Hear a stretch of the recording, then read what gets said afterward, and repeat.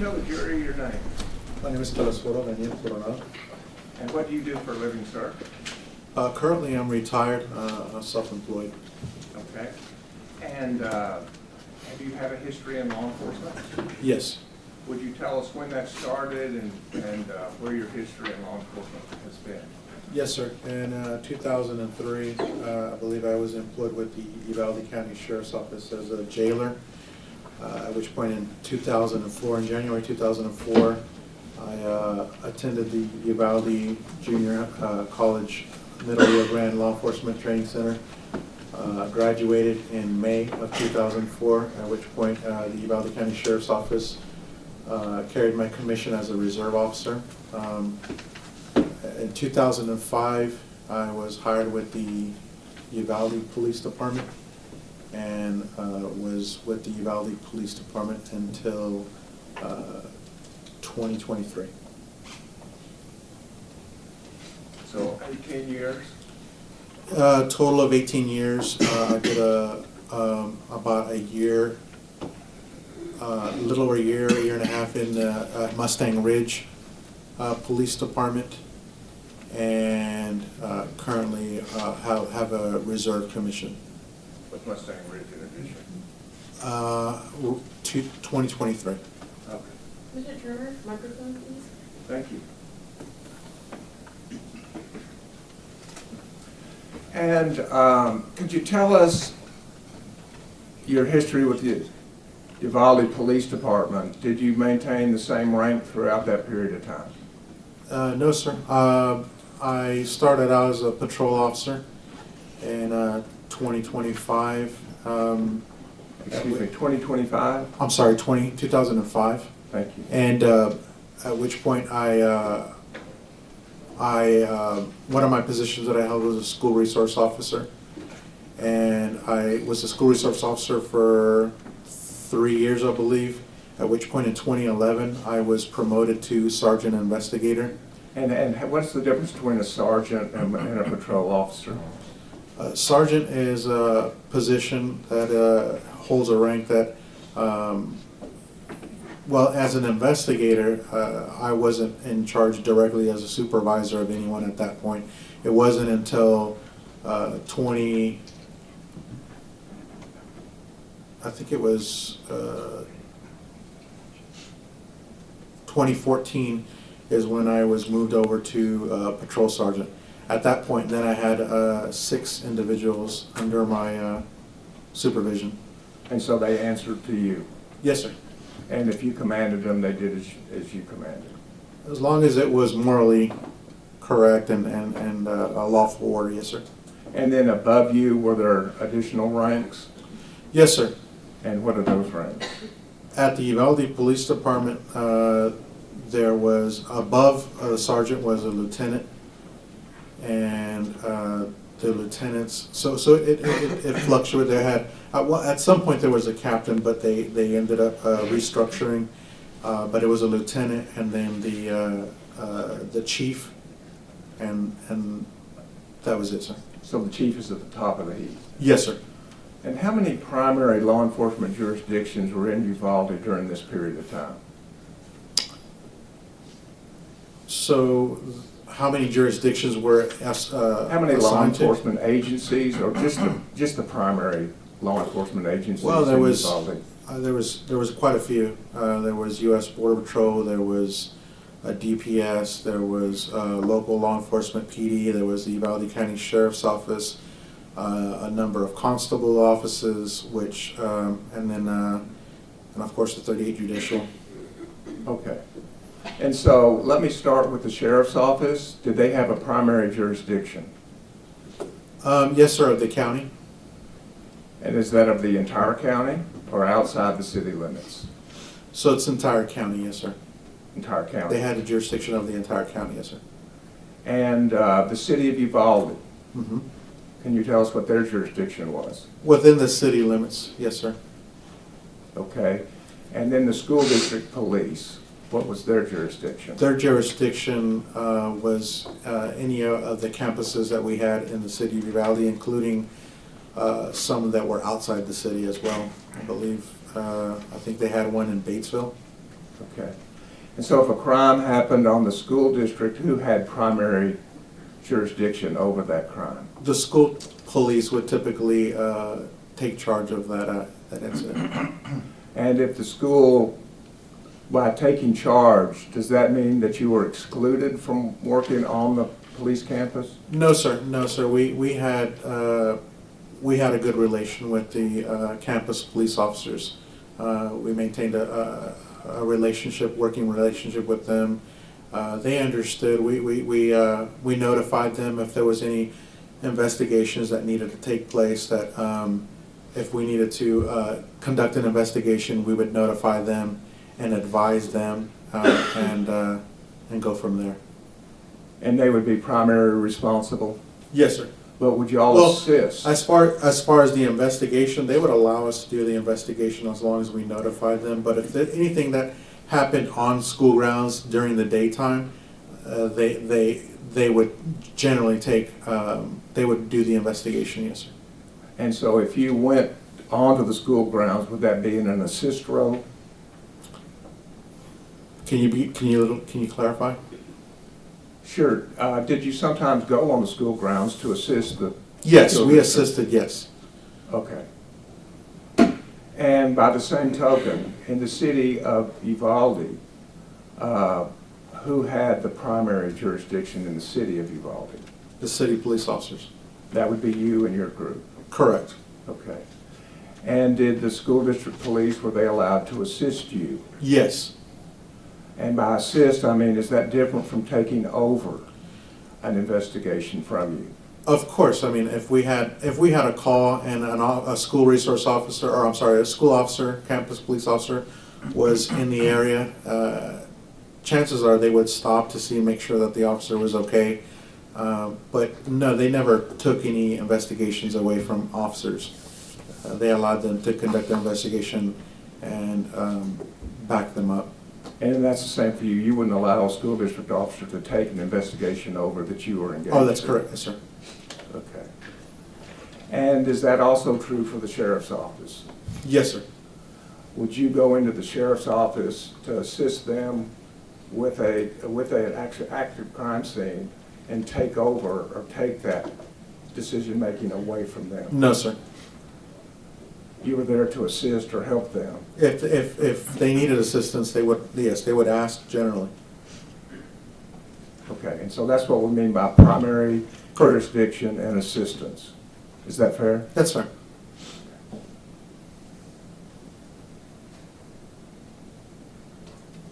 As a police officer, and I'll take you directly to 2022, could you describe for the jury in general terms how you were armed or what equipment you had at your disposal? I had a pistol, a Glock sidearm. I had, on that day, is that what you're referring to? Yes, sir. I had an external ballistic vest. I had a baton, 2 pair of handcuffs, 2 magazines, and 1 magazine in my pistol. I had a tourniquet. I had pepper spray, and I had a taser. Did you have a rifle? No, sir, I did not have a rifle at that time. Okay. So you talked about the equipment that you had, both in arms as well as protection. Is that Yes, correct? sir. And did you have also equipment that assisted you in recording events that occurred while you were on duty? Yes, sir, I had a body camera. And tell us about a body camera. The body camera that we specifically had, we could activate the camera. It would record in audio and video. Where was the body camera on your body? On my chest, sir. And how did you activate the body camera? There was a button that you would slide down to activate it, and it would turn on. And I suppose, was it battery operated then? Yes, sir. And so tell us about how long the body cameras would last. That's a good question, because depending on the age of the camera and the number of cycles that that camera had been charged, it would deteriorate over time. But we understood that generally what happened would, the battery would deteriorate. We wanted to get as much as we can, so we were always conscious about the battery, the operation of the camera. So conscious about when you say get what you can, it was important. Correct, yes, sir. Well, anytime we would make contact with a citizen, but we would turn it on. But it wasn't something that was on all day long. No, sir. You had to make a conscious movement to turn it on. Yes, sir, we did. Okay. And that was when you were making contact. Yes, sir. Is that fair? That's fair. Okay. In addition to body cameras, were you assigned a police car? Yes, sir. Tell us how your police car was equipped.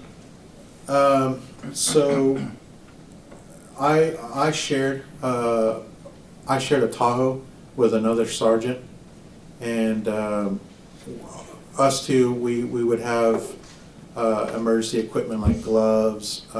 We had we carried the majority of our equipment with us. We would take it on and off, but generally we'd have like raincoats, cones, things of that nature that we'd use typically day to day. And was your police car also equipped with the means of recording important information when you investigated or were involved in an act of crime? Yes, sir. It was a dash camera. And did the dash camera run continuously? So it would depend on how the administration would set the camera system, or if they would purchase it. If they, there was a number of ways that they could set up the camera system. My particular camera system, if I parked my vehicle and turned off my vehicle, it would stay on for a certain time, and then it would time out, and to conserve battery so that it wouldn't kill the battery on the vehicle, it would shut down. And then once I turn on my vehicle, and I say this because over years it would change, but on that particular one, I would turn on the vehicle, and it would boot up, and it would start the camera system. Okay. And did that play a part in when your dash cam video started recording on this day, May 24, 2022? Yes, sir. Could you explain that to the jury and how that worked? So what happened was, on that particular day, I was at the Uvalde Police Department when the call came in. So I was there for some time, and at that point, by that time, my camera system, the dash cam, had turned off. So when the call came in for shots being fired in the proximity of the school, I jumped into my Tahoe, and when I turned the ignition on, at that point, the process had started where it was booting up the camera system. Does that make sense? Yes, sir. So does that mean then we would have the camera system starting from when you left the city police department? No, because it takes time for that system to boot up. And by time, I need to know what you mean by time. Well, I can't give you the specific time it took for it to boot up. I can just tell you that just like any computer that you turn on, it's going to take time for the system to boot up.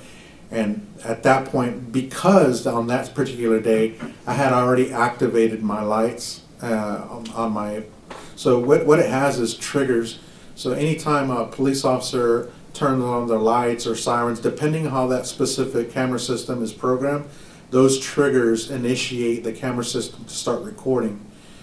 But on that particular day, because I was at the police department, by the time I got on my vehicle and turned it on, I had already activated my lights. But that didn't trigger an automatic recording from the time I left. It took time for that camera system to start booting up, and then at that point, then the camera system then started recording as soon as it could, as soon as the system was booted up. Does that make sense? And have you reviewed your dash cam from that day? Yes, sir. It's been it's been some time, but yes, sir, I have seen it. And when the dash cam begins recording, is that consistent with your testimony about it takes some time to boot up? It did. I mean, obviously, when I reviewed it, from the time I left the police department to the time I got there, and I was traveling at a pretty high rate of speed, it would make sense that it took that time for that system to boot up the way it did. And so there's nothing untoward about the dash cam not starting earlier in your travel over to Robb Elementary? No, sir. It would just be the standard way the equipment in Uvalde Police Department works. Correct. Well, my particular camera system, yes, sir. Fair. And so now I'd like to start with that day. Sure. Your position was what? A patrol sergeant. And where were you around the 11:30 hour of May 24, 2022? At that day, I was at the Uvalde Police Department looking over police reports. So the sergeant's job is to also look over police reports? Yes, sir. We typically what we do is we'll look over the reports and make sure that the reports are correct and approve. We make a approve of the reports. Okay. And that's how you were occupying your time? Yes, sir. That's what I was doing. Yes, sir. And how far is the police department from Robb Elementary? I would say probably maybe like a mile and a half. Would that be accurate? I'm not exactly. Just in general? Yes, sir. I mean, again, like I said, it's not too big of a distance. It's on the west side of the city. And were you familiar with Robb Elementary School? I was familiar with it. Yes, sir. Do you have family that was attending Robb Elementary? I did not have any immediate family. I didn't have any children that were attending. No, sir. Did you have cousins Yes, sir. I sure did. that were attending Robb? Yes, sir. Okay. And were you familiar with your cousins' age, grades in school? No, not specifically. Not specifically. I knew that. I'll be a little bit more. So, Uvalde is a small community. I mean, it has a population of 14,000. I had extended family throughout the city. Okay. People that I grew up with, people that I knew, cousins, second cousins that I've grown up with my entire time that I was living there. And so of course I had cousins that were in Robb, yes, sir. And so how did you, how were you notified about a problem at Robb Elementary? So on that day, what happened was while I was doing reports, I did hear, we have a radio so where my office is, it's next to what we call the squad room. And so that's where all the officers would go and do their reports, get paperwork, things like that. And so on that particular day, a radio broadcast came out of an accident that occurred. I really didn't, I acknowledge it, but I didn't pay much attention to it. I wasn't responding to it. I believe that day I had 6 officers that were working. I think I had 2 officers that were at the police department doing reports. At that point, a short time later, then I hear that shots were fired at this accident. I knew that it was a close proximity to the school. It was at that point that I jumped up from my desk and ran down the hall. And when you heard, and I may be getting Sure. too precise, but when you heard shots were fired, did that come from a dispatch voice or a police officer voice? That's a good. If you know. That's a good question. It was from dispatch, I believe. Yes, sir. Okay. Are your dispatch officers at that time, were they all women? Yes, sir. Okay. And so as best you recall, it was a woman that said shots were fired? Yes, sir. Okay. And so that triggered a reaction in you? Yes. And did you just hear shots fired, or did you hear a location? Well, I knew it was in close proximity to the school. I couldn't recall specifically if it was, I believe it was Old Carrizo Road is what was broadcast. Okay. And just from you working and living there, you knew where Old Carrizo Road was? Yes, sir. And is that also where Robb Elementary is? Yes, sir. And so why did that trigger a reaction in you? Well, I knew that shots were fired and it was a close proximity to the school. And so what did you do? I immediately jumped, like I said, I got up from my office and ran down the hall, and I started yelling for whoever was in yelling distance. I started yelling that there was shots fired by the Robb Elementary, and ran to my Tahoe and got in it and drove towards the school. So when shots are fired at Robb Elementary, does that mean all hands on deck?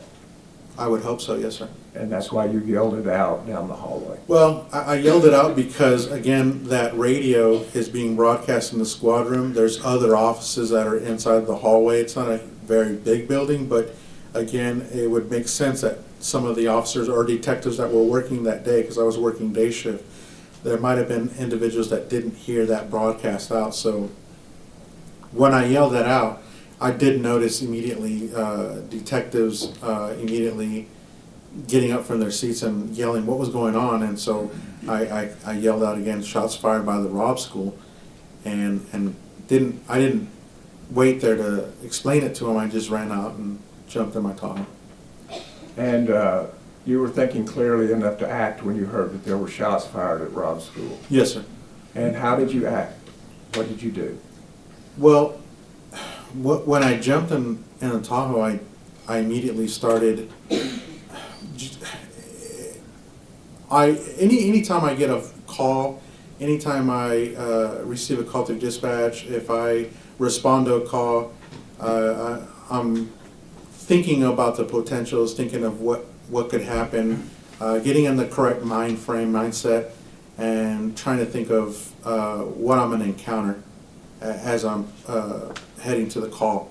That particular moment, I was thinking what could have happened, because again, the first thing that went through my mind was, okay, we had an accident. There's a good chance that maybe there was a road rage incident. So that was the first thought that ran into my head, was or possibly a bailout. That was another thing that we were just getting hammered with bailouts at those back in 2022. So you have two pieces of information. There's an accident, Mm-hmm. and then there's shots fired. Yes, sir. And you start playing in your mind out the possibilities. Mm-hmm. And that is consistent with what you have known as a police officer. That's how you kind of go through, what am I about to encounter? Sure. I mean, that's something that, you learn, the first things that you learn as a police officer in the academy. When you go through FTO, those are the things that you prepare yourself, you prepare to deal with the incident you're about to encounter. And was there a location also? How did you know where to go? Well, I was heading in that direction, so that particular moment in time, I noticed that the two officers that I had said that were at the police department were driving ahead of me as I was exiting the police department. I was parked in the back, and I was coming through the rear gate, and as I was coming out of the police department, I noticed the two police officers that were there, and they also started responding to the same call. And so, even though you're the first to pass that information on, you end up third in that line of officers? Those two particular officers drove a different route than I did. I believe they turned down Evans Street, and I continued eastbound until I got to, what was it?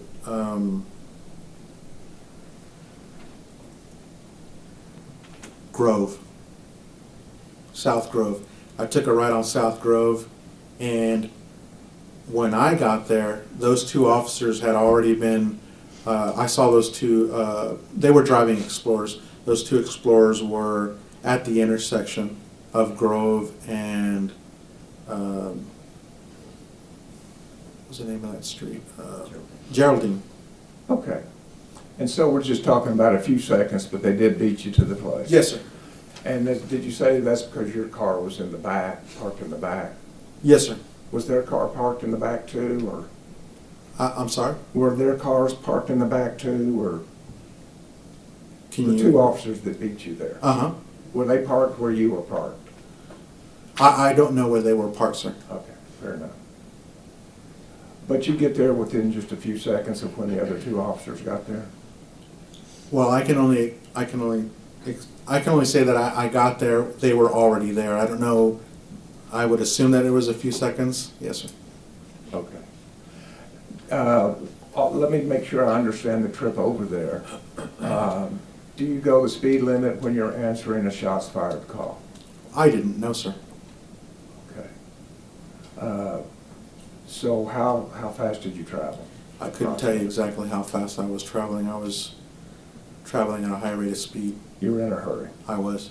And did you use any of your equipment on the vehicle as you were headed over there? Yes, sir, lights and sirens. Okay. And the purpose of the lights?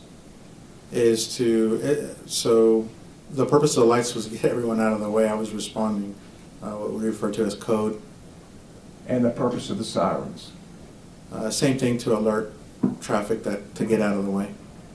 Okay. And so as you approached South Grove Street and Geraldine, at that point, before you turned off your vehicle, the lights and sirens were on? Can you repeat the question? Before you turned off your vehicle, were the lights and sirens on? Are you referring back to when I was at the police department? The trip down Grove Street? I never turned off my vehicle, no, sir.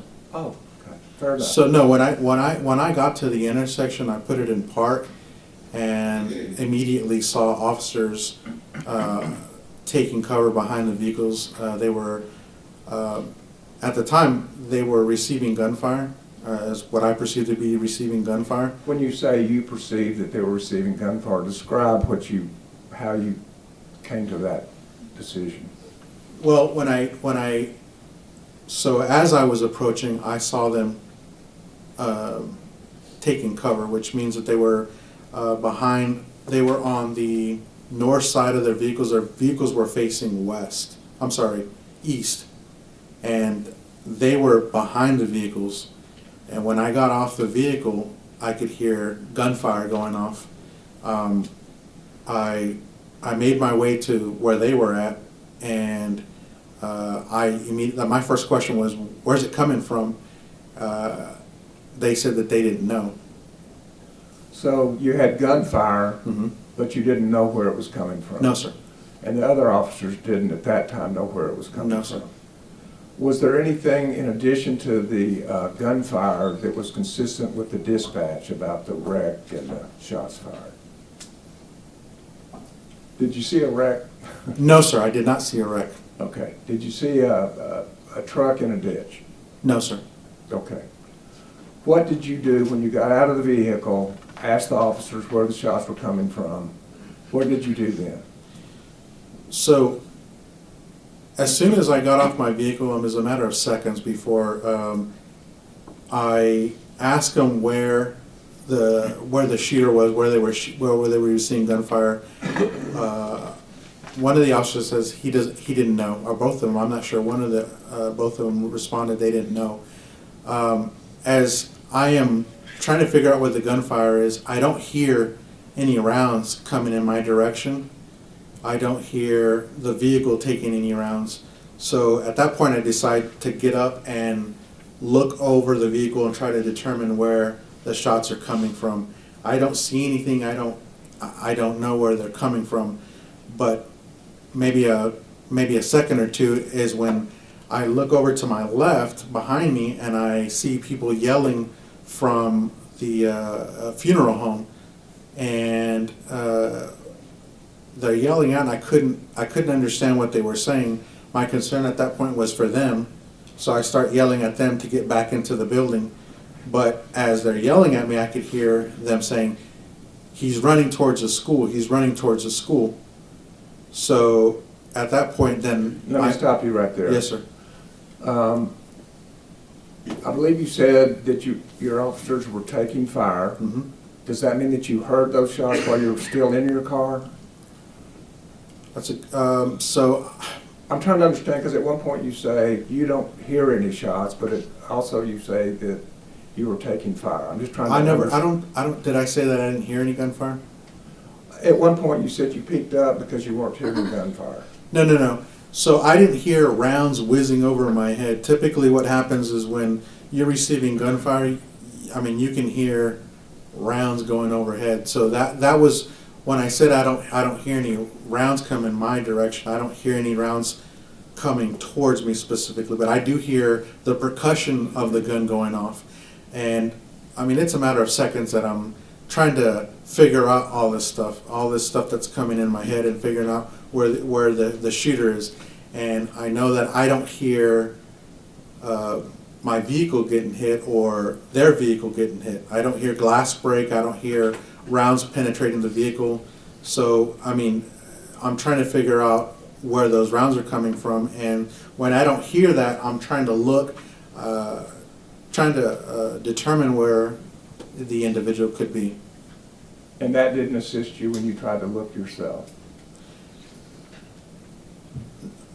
When I came up to the intersection,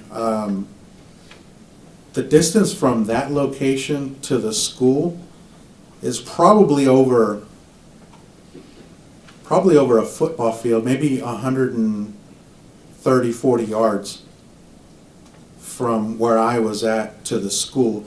And anywhere in between there, I'm trying to look and see where the shooter is. So I don't know. I mean, that's a large area to cover to be able to scan and look for rounds coming your way, and also understand that I'm also receiving gunfire at that time, and I'm trying to figure out what's going on. When you say you're receiving gunfire, that's different from shots going off. Why did you say receiving gunfire? Well, again, like I said, I went with what I saw at the time, which was officers that were taking cover. I determined that I determined that the rounds weren't hitting the vehicle. So that's when I was trying to just stick my head out and try to figure out where these rounds are coming from. So by receiving gunfire, what does that mean to the jury?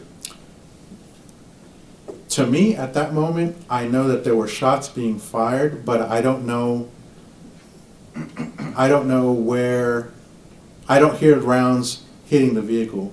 So I don't know. That doesn't necessarily mean that I'm not receiving gunfire. Does that make sense? And why does it not mean that you necessarily are not receiving gunfire? Well, I'm trying to make that determination in my head is what I'm trying to tell you. I'm trying to make that determination where the rounds are, where they're coming from, all those things in a matter of 10 seconds, 8 seconds. Sure. So a round could be coming your direction and not hitting a vehicle. Correct. And you could still be receiving gunfire. Yes, sir. And so that's in one part why you're saying you're receiving gunfire. Yes, sir. Is that fair? Yes, sir, that's fair. I'm sorry. Okay. And so you peek over your vehicle, and you say it's over 100 yards. Is that correct? That's correct. To the school. Well, where I'm positioned at that moment in time, there's an entire open field from that ditch where the vehicle was after the fact that the vehicle was found. From that area, there's an entire open field. But the vehicle was already there, wasn't it? Well, I knew that now, but at the time, no, I did not know there was a vehicle that was there. Fair Does that make sense? Yes, sir. So what I'm trying to say is I'm trying to give you an understanding where I'm at, where I'm positioned at the intersection. Okay. What I see out there is an open field, and then I see a building, the Robb School buildings. And was there anybody in the open field? I could not see anybody, no. And between the open field and the building, is there a parking lot? Yes. And this was a school day? Yes. Were there cars in the parking lot? Yes, I could see vehicles, yes, sir. In the parking lot? Yes, sir. Okay. And would that shield the view of somebody behind those vehicles? It could potentially, yes, sir. Okay. And so as you looked, you didn't see a gun? No, sir. Did you hear any more shots? I know that, like I said, I know I heard rounds going off initially when I get there. My attention turns back to the individuals that were yelling, and at that point then I ran back to my vehicle, my Tahoe, and I proceeded to see if I can locate the individual shooting rounds. Because the people at the funeral home were Yes. yelling at you? Yes, sir. Did they give you a direction to go? Towards the school, that's all they said. I believe that one of them had said he was running towards the school. So you hear gunshots and then a witness tells you he's toward the school. Those two things cause you to act, Yes, sir. and you act immediately. Mm-hmm. As soon as you hear going toward the school, you get up and jump in your vehicle. Yes, sir. And what do you do in your vehicle? So the reason why I decided to jump back in my vehicle is because what I thought in my mind was he was running through the school, towards the school. Okay, that's two different things I need to understand. To the school and through the school. I need to understand those two things. Well, I was, again, I'm trying to process what people are yelling behind me while hearing gunfire. Sure. My concern is also for their safety and well-being. I'm yelling at them to get back into not knowing that they're trying to pass information on to me. And again, all this that we're talking about everything that we're talking about has happened in a matter of seconds. And so I'm trying to figure out what is going on, where the shots are coming from, in the same time taking rounds, what I perceive taking rounds, and trying to determine where this individual's at. When they yell, he's running towards the school, through the school, they're also quite a distance from me. They're yelling from the door, the front door, so I can't clearly hear exactly what they're saying, but I know that they had said something either through the school or to the school along those lines. And would you describe their voice? Did it seem like they were excited, Yes, sir. stressful, Stress, yes, sir. but you still relied on their information? I was relying on whatever I could see here and whatever information I could use. And that's from your 15, 18 years as a police officer. Yes, sir. And so you got in your car? Yes, sir. I got in my Tahoe and I proceeded eastbound towards the front of the school. And I think I got lost in my own questioning. There was the words to the school and through the school. In your mind, you're making that Well, comment. again, because in my mind, I'm responding to this call and I hear gunfire going off. I see officers taking cover. I'm trying to determine, then I hear individuals behind me yelling he's running to the school or through the school. And my whole thing is, again, you have to take into account where my mindset was at. I was thinking, okay, I possibly have an individual that got into an accident and is trying to get away from us, trying to shoot at us, and I need to find this guy and stop this guy. So when I figured that he was running through the school, I was going to go around in front and cut him off and flank him. Okay. Mm-hmm. So in your mind, because it's either a road rage or a bailout, at that point, hearing shots, dispatch has told you there's shots, Mm-hmm. and a witness says either to the school or through the school, that's the body of information you have at that time. Correct. And so you acted on that information. Yes. And you went for the purpose of, why did you drive again? Or where did you drive, I should say, what street? Well, I drove my Tahoe to the very front of the school. What I was anticipating was this individual was running through the school to go through the school. My intent was to go and flank him and stop him there. So you're thinking through these Confront him there. things? Yes, sir. Okay. And did you get to the front of the school? Yes, sir. When you got to the front of the school, what did you do?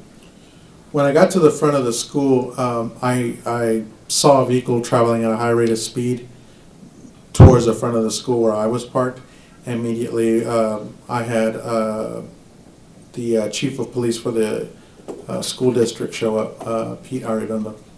This was his primary jurisdiction, Yes, sir. and he showed up at the front of the school about the same time you did? Yes, sir. Okay. And so, what did you do when you saw that it was Chief Arredondo? When I saw it was Chief Arredondo, I mean, again, I know him personally. I was relieved to see him. And he's showing up, and so When you say relieved, why does that relieve you? Well, just someone that I know. It's just someone that I've worked with him a number of years, and so just seeing someone that I knew. It's not that I didn't know him or know anybody else. It was just for some reason I had someone that was there with me. In other words, Had you worked with him? Yes, sir, I had. Were y'all of the same rank when No, you sir. worked together? No, sir. He had more time than I was. He was actually acting chief. I'm not sure if he was chief of police of the Uvalde Police Department at one point. And what was your rank at that time? A patrol officer. So he had considerable more experience than you did? Yes, sir. Okay. And so, as in regard to Pete Arredondo, what did you and Pete Arredondo do? Describe that for us. So immediately we both run towards the school to try to find the individual that was shooting. He's asking me, "Where's he at? Where's he at?" I relay back to him, "I have no idea. I don't know." At that point, we run towards. So at Robb School, there's like a circular drop off on the very front of the school, and so we went through the front gate through there where they drop off the children.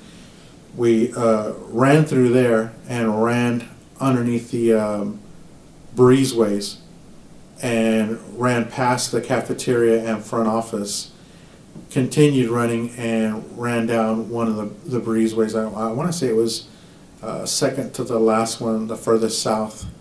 So this run from the front of the school with Pete Arredondo, on that, were you walking or running? No, I was running. And why would you be running?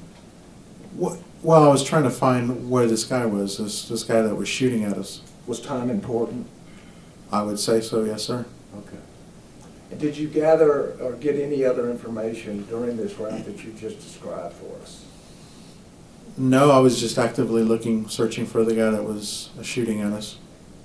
Okay. This might be a good time for you to kind of show us the route that you were taking. May I approach you? I know that you, of course, said I.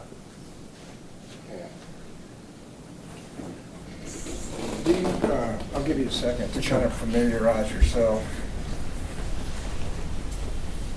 And here's because we got jurors that are here all the way to here, so the pointer might help you not get in their way. So Let's start with where you drove and where you started. Yes, sir. So this is where this is the direction I came from, and I drove on southbound on South Grove. And when I got about right here, I see the two officers that are already parked right there. They're parked facing east. And when I get there, I stop my patrol vehicle there. And it was at that point that I jumped off the vehicle, and like I testified earlier, that's when we were receiving gunfire. The individuals that were yelling are over here at the front of the building. And as I'm getting here, I'm scanning all this area from this all the way to this. In the meantime, I'm receiving what I perceive to be gunfire, rapid gunfire, and I'm looking through all this area trying to see if I can see anything, but it's a considerable distance from here to there.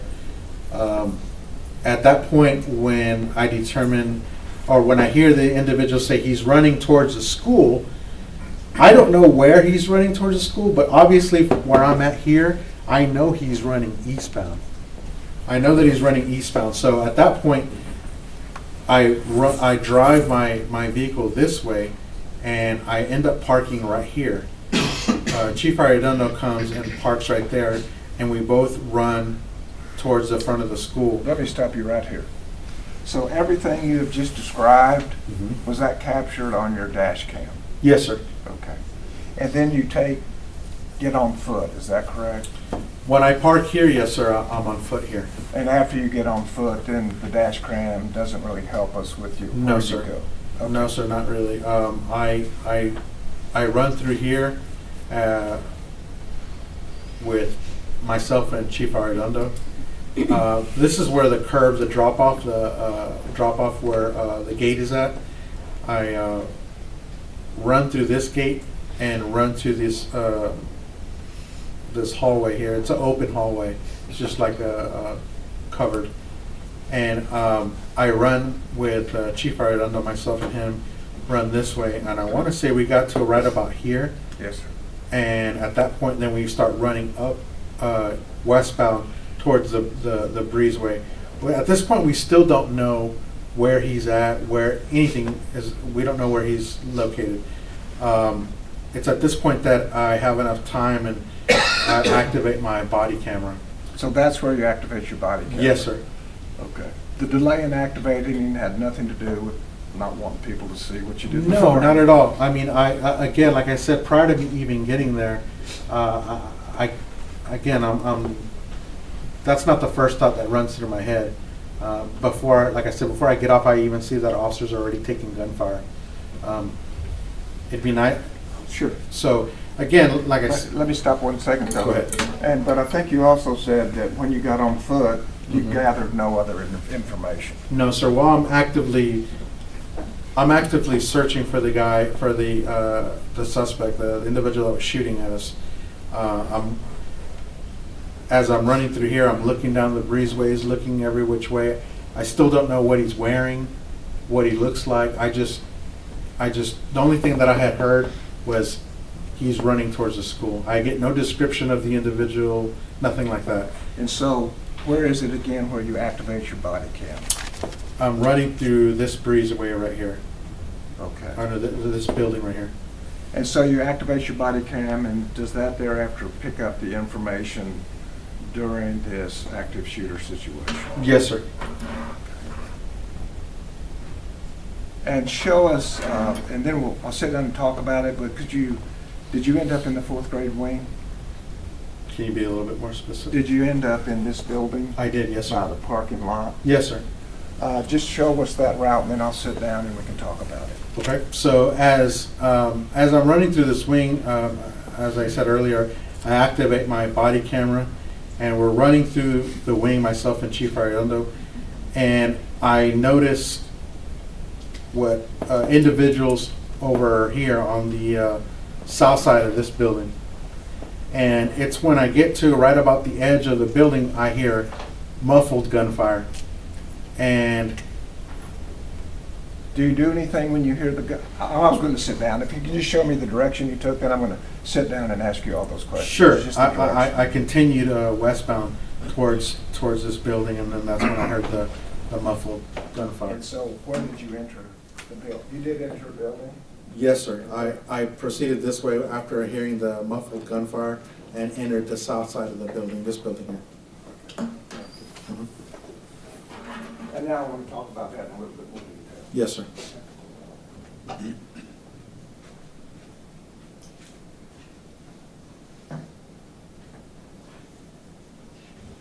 So you're running down that area that you say, you activate your camera, Mhm. and at some point you hear muffled gunfire. Yes, sir. And do you react, in other words, do you say anything when you hear that muffled gunfire?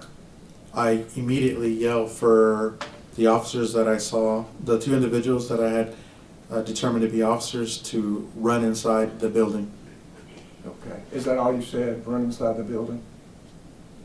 I can't remember exactly what I said. I was under stress and I yelled for them to run inside the building. Will your camera pick up what you said? Yes, sir. Okay. And did they go to the building? Yes, sir. And did they enter the building? Yes, sir, they did. Did they enter ahead of you? Yes, sir, they did. Okay. And did you get there shortly thereafter? Yes, sir. And was anybody with you when you got there?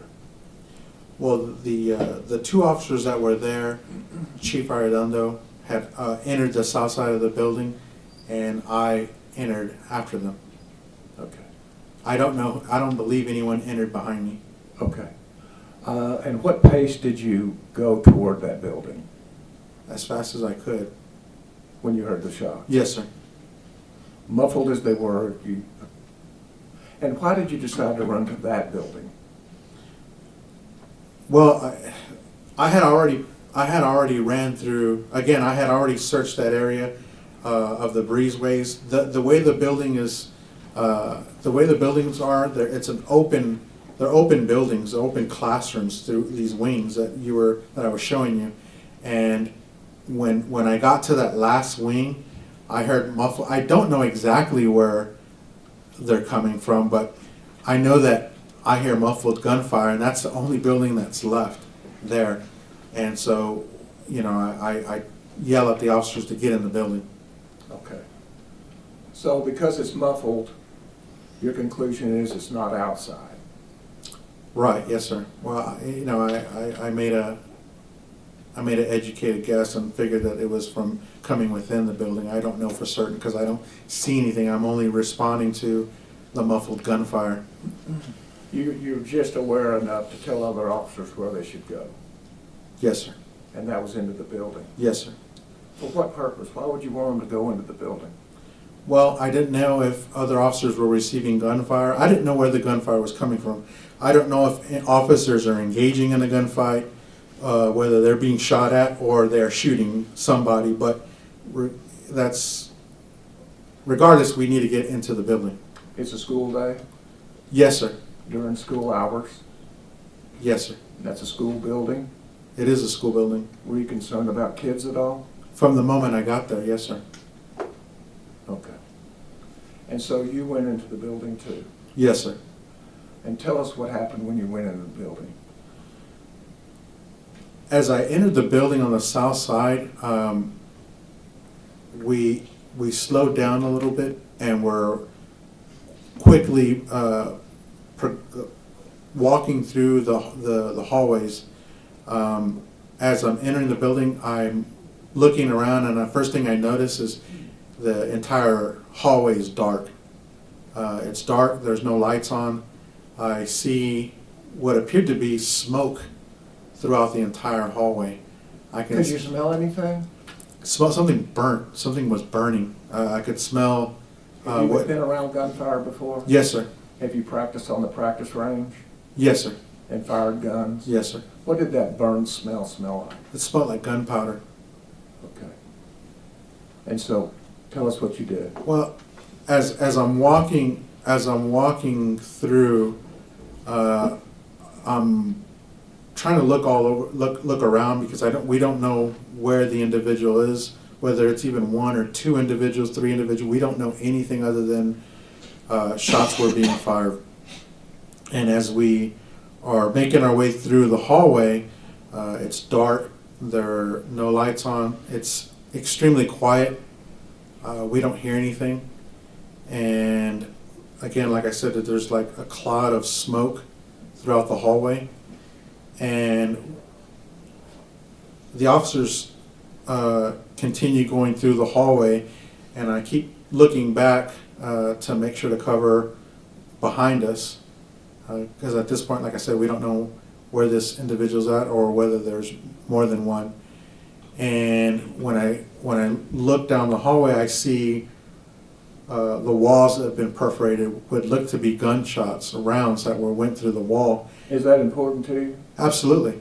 And why is that important to you?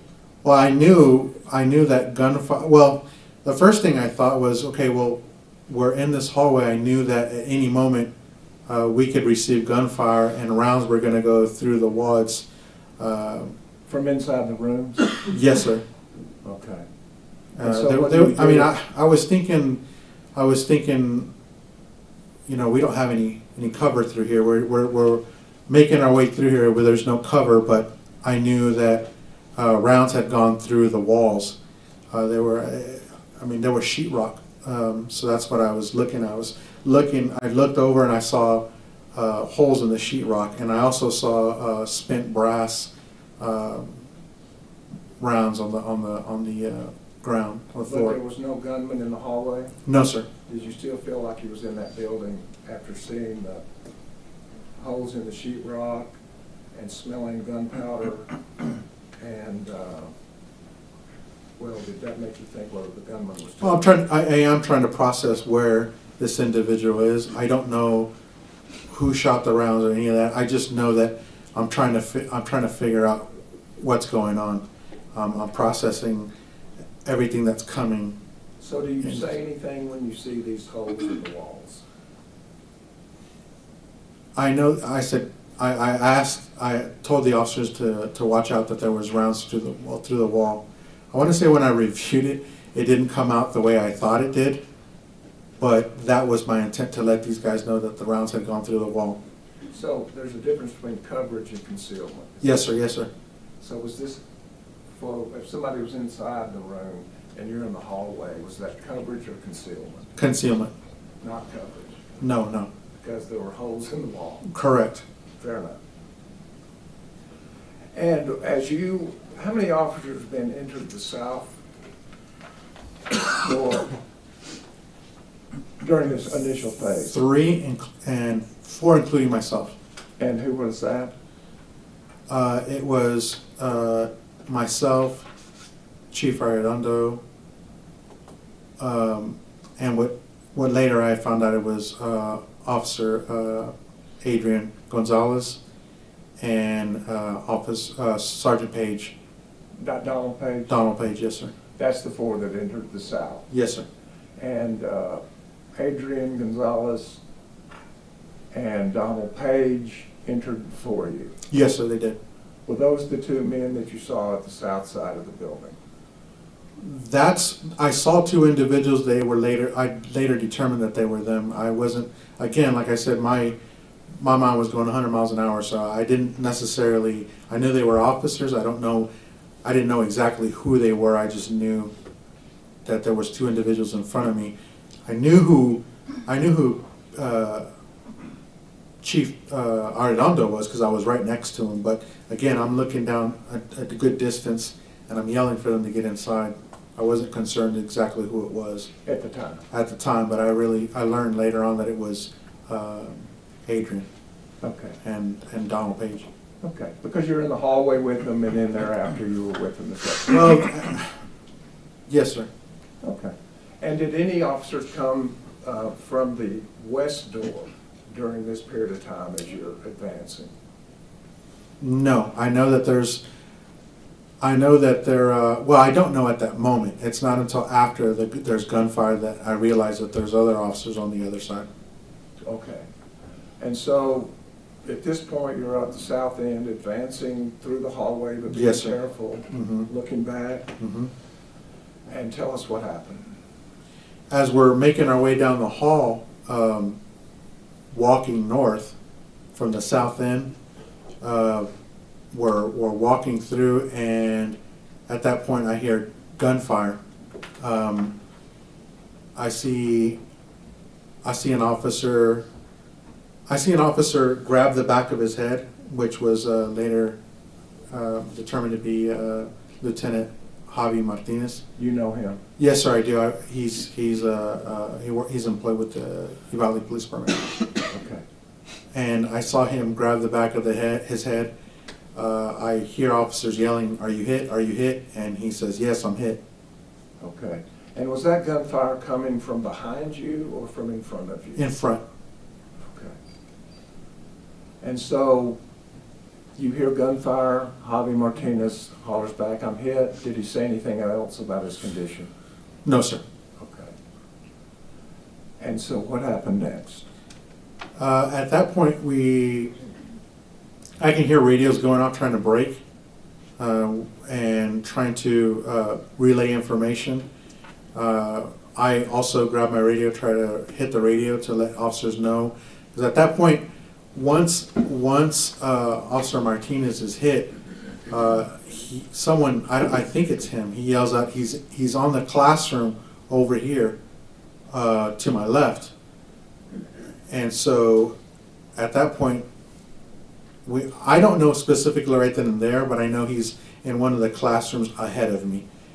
And I know that there's officers more than likely coming this way. So right when that happens, myself and Officer Adrian Gonzales run out the south end and start radioing traffic of what's going on to our responding officers. And I don't want to get ahead of myself. Y'all do run out the back end? Yes, sir. And that's South end. about the south end? Yes, sir. That's about 30, 35 seconds after this discussion about how... It's difficult for me to tell exactly seconds and how long it took, but yes, sir, that's what happened. But your body cam was working during that Yes, period sir. of time? Mm-hmm. And does your body camera pick up not only visual, but also the sound? Yes, sir. And did it pick up the sound of a discussion that happened before you exited the south end? After reviewing my camera, yes, sir. And what was that discussion? I believe it was a conversation between Adrian Gonzales and Pete Arredondo. And what was the conversation? There was some discussion about calling SWAT. Okay. And that was between this defendant, Adrian Gonzales, and Pete Arredondo? Yes, sir. Within seconds of when there was actually shots being fired? Yes. From inside a classroom? Yes, sir. Adrian Gonzales and Chief Arredondo were discussing calling SWAT. Yes, sir. And would that be the opposite of confronting the shooter? Would be the opposite? No, I think we were trying to formulate a plan to confront the shooter. And that would be to call SWAT? Yes, sir. Wait for SWAT to get there? Well, I don't know if they were necessarily waiting on SWAT. I know that I think that they had determined that we were, so I can't answer as to what they were thinking, but No, I just asked you. For sure. Okay, fair enough. It was just call SWAT. That's it. That's all I can tell you. Yes, sir. After reviewing the camera, they had mentioned something about calling SWAT. Yes, sir. And then y'all moved out. You and Adrian Gonzales moved out of the south wing. Yes, sir. And did Adrian Gonzales call for SWAT? Yes, sir. I believe he did. And what did you do with your communications at that time? I noticed that whenever I exited the building, Adrian immediately immediately positioned himself on the east side, on the south side, but the east side of the building, on the corner. I looked and I noticed that he had his pistols drawn and he was covering the east side of the building because we both were concerned that he might jump out. We had officers that were already in the hallway, and Adrian immediately positioned himself on the corner, watching the windows. And as to those two officers, Adrian Gonzales and Pete Arredondo, who would have been of the highest rank? Well, Chief Arredondo.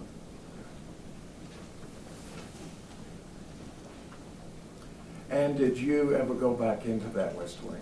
Yes, sir, I did. Did you ever see Adrian Gonzales go back into the west wing?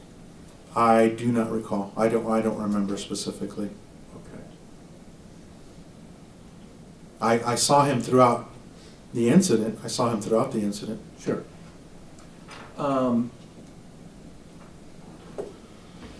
So now I want to ask you, you have had a chance to review the dash cam as far as when it first turns on. Yes, sir. And until you leave with Arredondo at the front of the school. Mhm. Right? State Officer Exhibit 1040.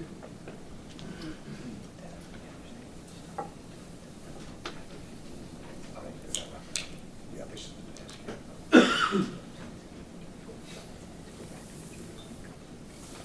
cam. It just stops after. It's just the quick one. I'll ask it. Based off Mr. Turner's representations to me, Judge, about this video, no objections. Submitted. And so the dash cam, as far as its relevance to the jury, it will show when it turned on while you're at the intersection, is that correct? Say it again, sir. As far as the relevance to your testimony, Yes, sir. the dash cam will show when it turned on and where your vehicle was and the people in front of the dash. Everything that I testified to, yes, sir. All the way up to the north end where you parked. Correct. And then at some point, you and Arredondo leave the side of the dash cam. Yes, sir. And that's the only relevant part the dash cam picked up as to what your actions were that you testified. Yes, that's fair. They will display Exhibit 1040 to the jury. Yes.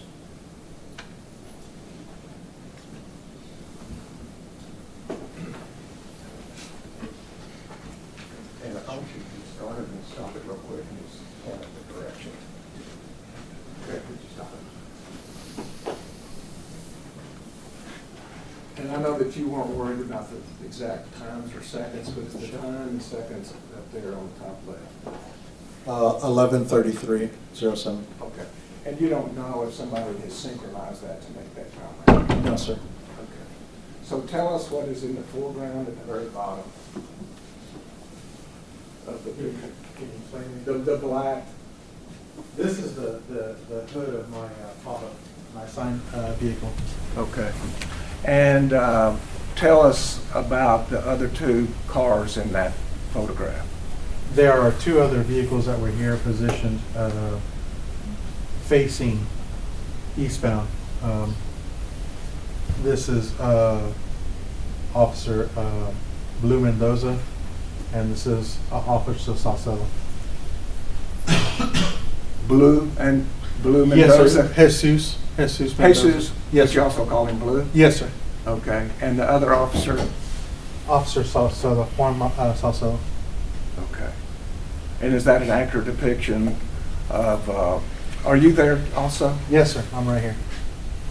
You're in the lead? And is this where you're looking up over the car? Yes, sir. Well, actually, this is where I turn left, and I'm yelling at the individuals at the funeral home to get back inside. Okay. Now, This is we can what I have a was. seat. We'll just play it through. Okay. And then I'm going to have some questions.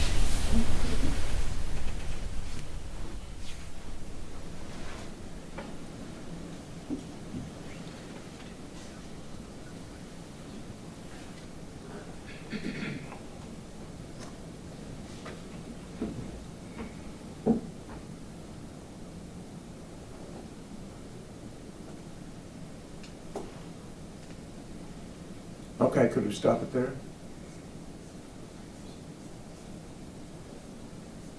So this is the point that you get in the car to drive north? Yes, Is that sir. correct?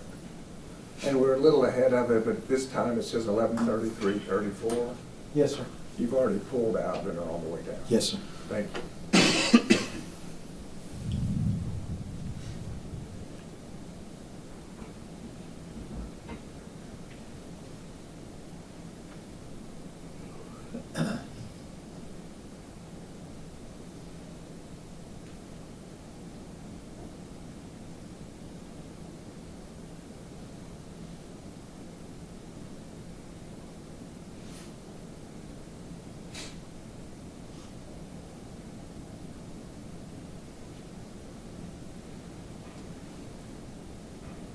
Okay, could you stop it?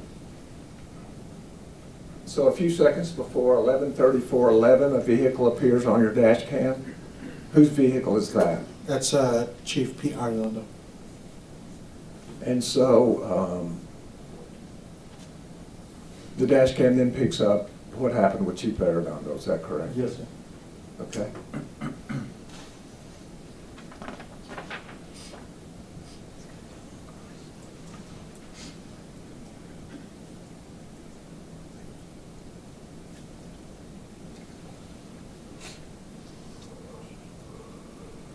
And would you describe who that is in the picture on the far left? Or far right? Could you back it up? Chief Pete Arredondo. Okay. And are you in that photograph? Yes, sir. Where are you? Okay, and this is 11. Well, actually, no, that's not me. Okay, let's back it up just a little bit more. If you'll play it from there and tell us where to stop when we see you.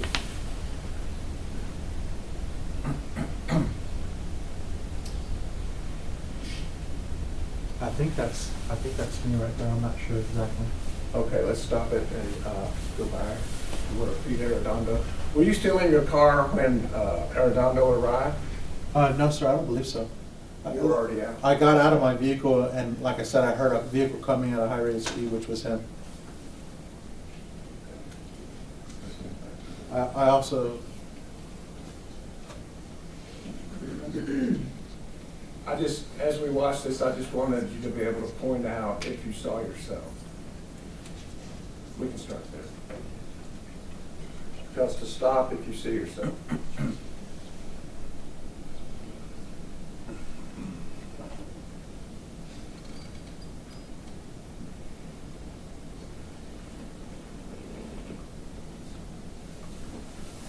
I'm not exact, that could be me right there, I'm not exactly for certain, sir.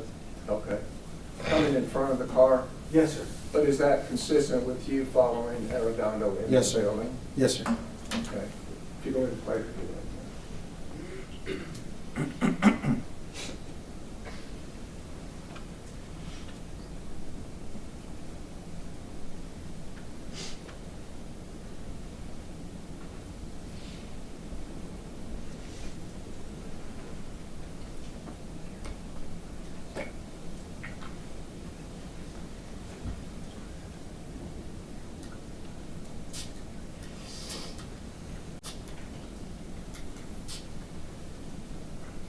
Okay. Is that a fair and accurate depiction then of you coming to the intersection, receiving gunfire, being told the location and driving, and then Yes, sir. your dash cam is of no real relevance as far as what you did from that point on, is that correct? Yes, sir. Then took the path that you described for the jury. Yes, sir. And at the point where you have explained to us, you turn on the body cam. Yes, sir. And does that then show the additional movements that you had in relationship to other officers? Yes, sir. And this is not just video, but audio, is that correct? Not the dash cam. The dash cam doesn't have any audio, but the body cam, as soon as I activate it, I believe seconds after I activate it, the audio picks up. Thank you.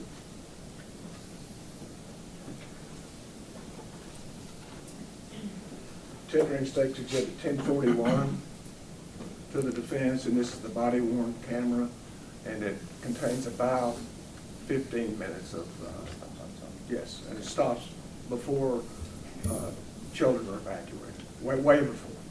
Based off his representation, Judge, no objection. Okay, submit. May be displayed. Yes.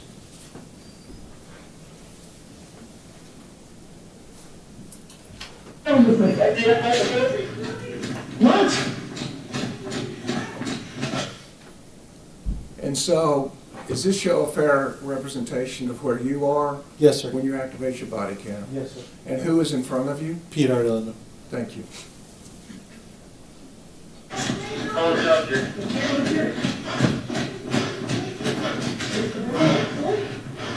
Stop. Guys, me! Okay. Does the body camera now show police cars? Yes, sir. And also the general location of these two men that, I can't make an accurate, I can't see the two individuals right now. they're kind of small? Yes, sir. Okay. If you'll go ahead and go. Thank you. Careful! You might be in that building! Okay. Stop it. So did you see them in? Yes, sir, I did. And so by the cars that we just saw, where were these two men? They were in front of, or I'm sorry, next to the south entrance of that building. Okay. Between the cars and the south? Yes, sir. Okay, thank you. Okay, you've only just saying that he's possibly in the building on the... Oh shit, shots fired! Get inside! Go, go, go! Laying on Dia Street. The one female shot in the head. I'm sorry to interrupt there, but that's kind of an odd dispatch that comes to you. I thought so too, yes, sir. A female shot in the head on Diaz Street. Yes, sir. But that comes in after you've already made your trip around the Elementary School and just before you're going in? to Yes, the sir. South entrance. And is that the first time you'd heard that? Yes, sir. Okay. Thank you.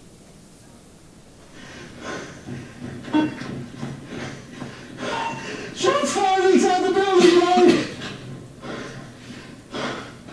Which building?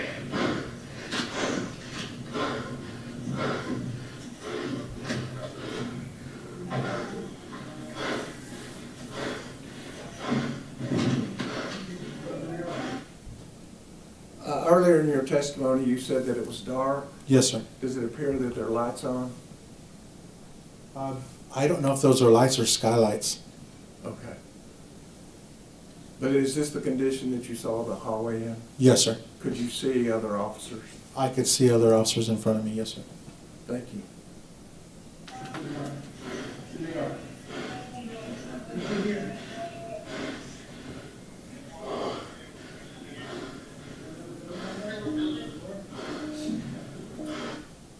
And who are these officers depicted in your body cam? I believe Adrian Gonzales and Chief Arlo. Okay. Thank you. Careful, guys, shot fired.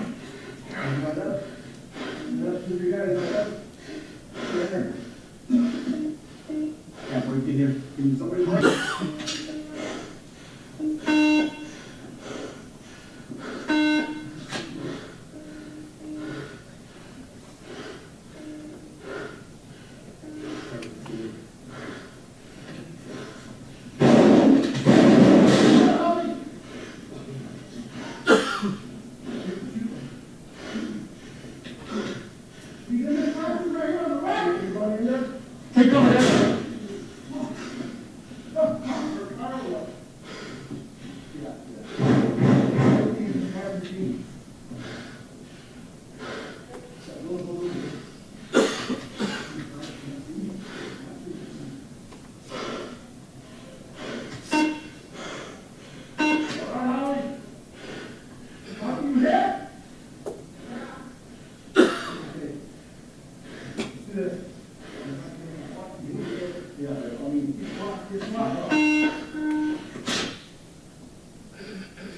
Did we just hear the words "get SWAT"? Get SWAT? Yes, sir. And who was that conversation between? I believe it was with Chief Arlo and Adrian Gonzales. Okay. And was this on a school campus? Yes, sir. And it's because it's on a school campus, who had primary jurisdiction? School police. And you were there to assist? Yes, sir. Okay. Thank you.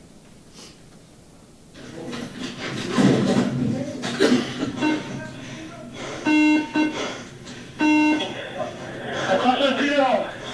Shots field, shots fired.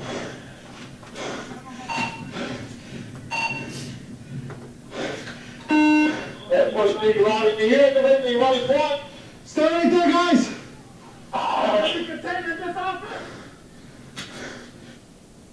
Was that east corner that you were talking about? Yes, sir.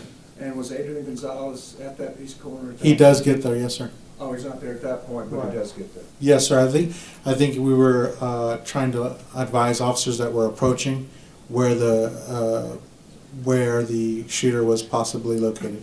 Thank you. And when we see Adrian Gonzales, just tell us to stop and we'll Sure. stop. Okay, guys, he's on inside this building. We have him contained. He's gonna be on the building on the west side of the property. Careful with the windows facing east, right there. You see a window shot out right there? You gonna be in that room? Have a And an officer outside said, see that window shot out there? He's going to be in that room. Yes, sir. Who was that? Adrian Gonzales. So he was aware of that defect in the window on down the road. I don't know about a defect, but we knew he was trying to advise officers where he was inside the building, more or less. Okay. Based on a window on that east side. I don't know if he saw anything in the window. I just know that that's what he was trying to. He was concerned with officers approaching is what was going on. And we're still looking at that east corner. Is Adrian Gonzales posted at that east corner? At this point, no. Okay. No subject with an AR. That's what you also get in there, out here. Possible, officer shot.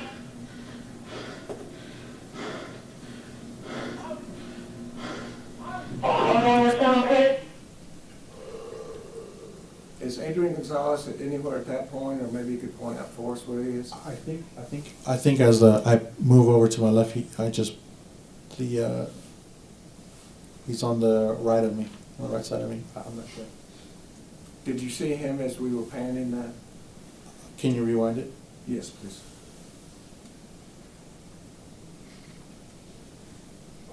And tell us where you see him here. AR. That's what you also get in there, out here. Possible, officer shot.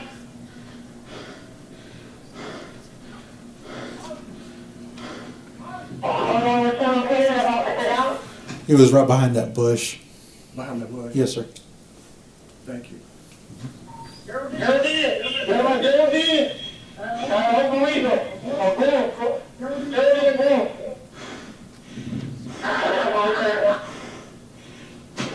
You have the also USD is 555 years. 555 years. USD is set.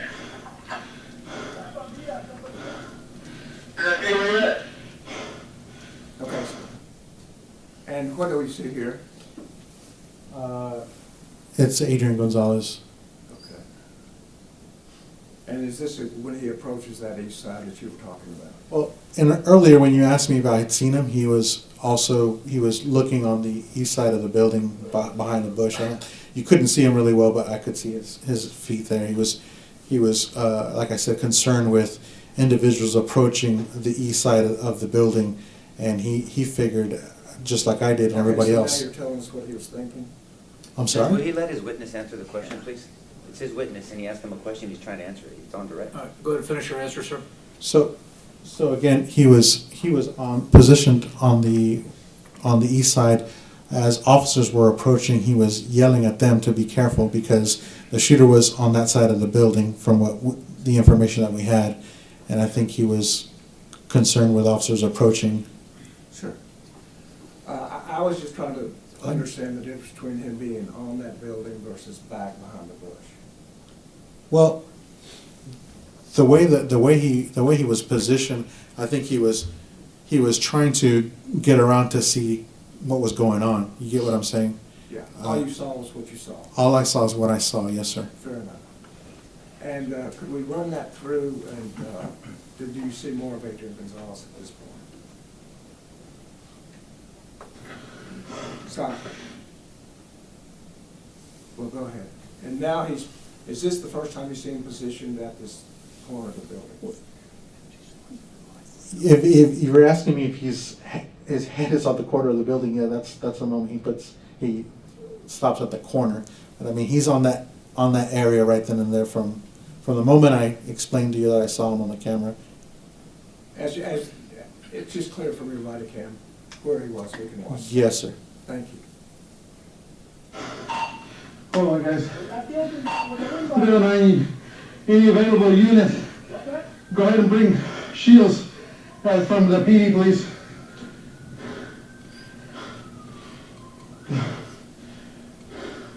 Feel free, but any agencies come help. Any agency available.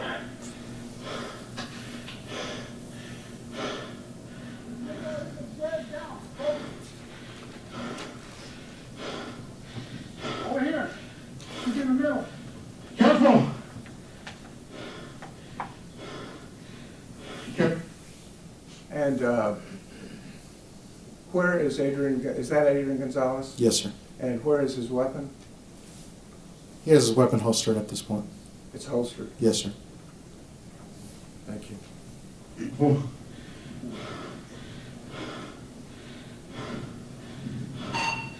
Can you contact DPS as well? I'm sure they're aware. Get a helo above the area.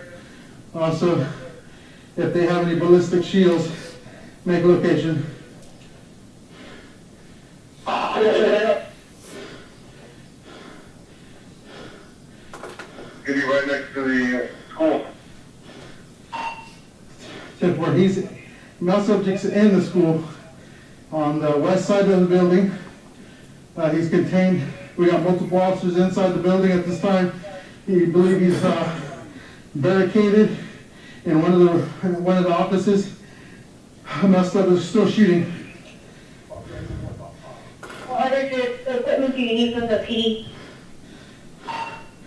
Tip for whatever we have. We're definitely going to need some flashbangs if we have any. Sometimes it can be locked. I'm not sure, but we have a housing tool break it.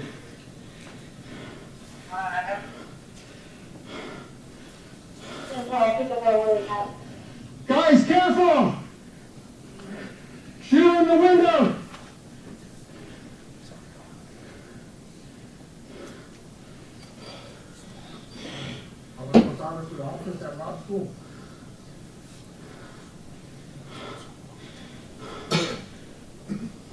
Subject level, this one.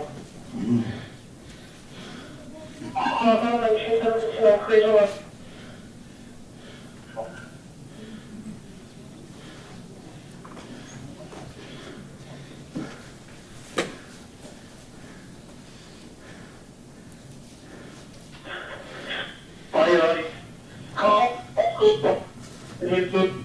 So does he miss me this costume? See if the cops is in there right now or if they're calling out. Again, it's me, this is costume.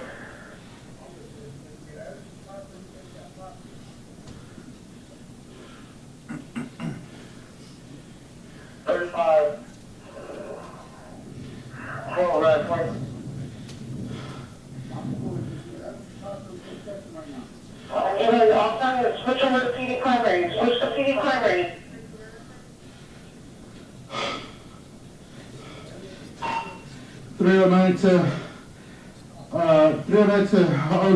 Go ahead and see if you got the a mirror too. There should be a mirror there, so that we can go ahead and look around corners here.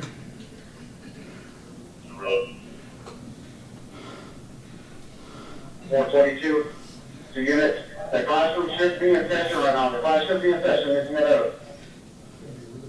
19, you said it. Oh no. Uvalde PD is just your right. All one city, you've got the shooter in room 1 and 1 code. He's going to be armed with the rifle. Repeat, armed with the rifle. He's requesting for a swap by the serial on the top of the building. I don't know, 412. I don't know what she said.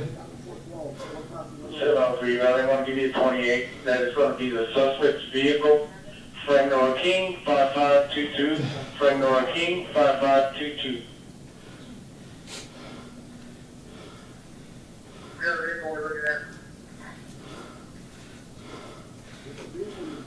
I know, it's 1050.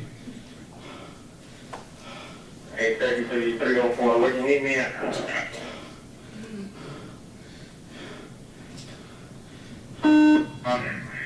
Go back over to school at the south side. Yeah, boy. You have a lot of people pulling up on, over here by the funeral home as well. 10-4. Have some officers that are available. Keep everybody back.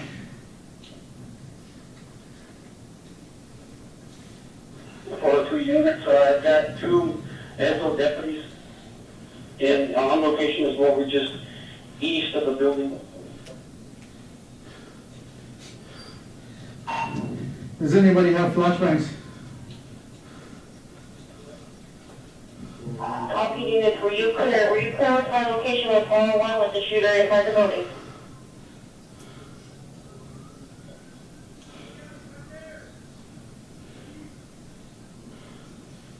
Three windows on fire, so show me on the care around.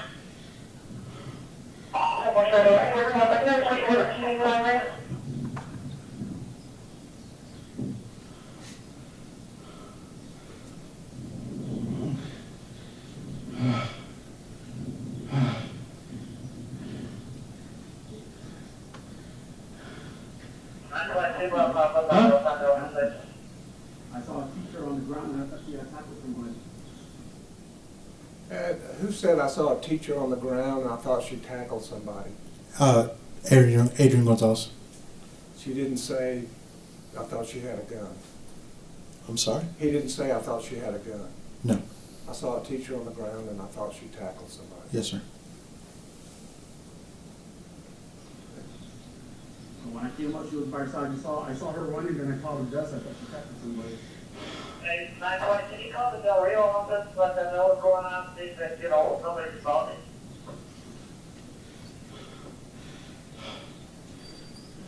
Report, hold on there, come down, come there. Yeah, what's up, one of those ones go out, I want to come around to it, please. The next hallway, keep it clear, because that's all I'm in sight.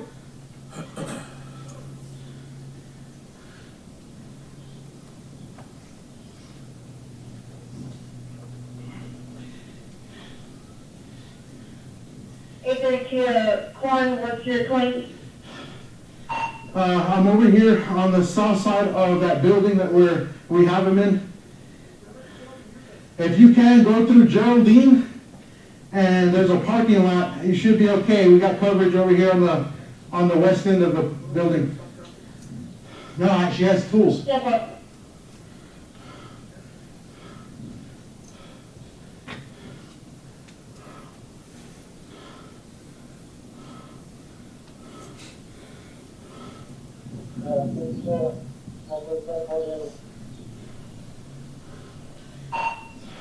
Uvalde, if you haven't already, get a hold of BP as well. So what touch? If you don't see it, there's one thing.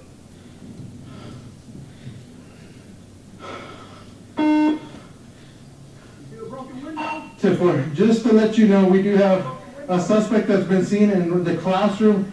The windows are facing east. We have officers surrounding the area. We also have officers inside the building. We got cover on the west side of the building. It's a brick building. He's shot several times out the window towards the east.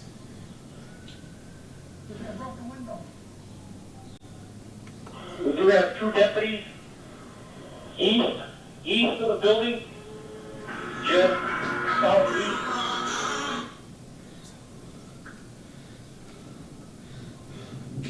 Hello?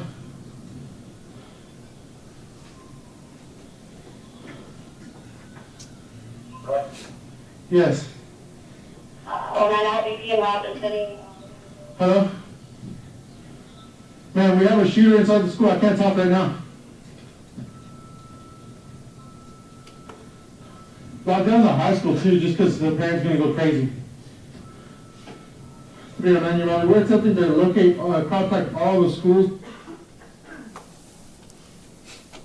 Is that a fair and accurate depiction then of the first few minutes that you arrived Yes, sir. at Uvalde, Robb Elementary School Yes, sir. in Uvalde? Mhm.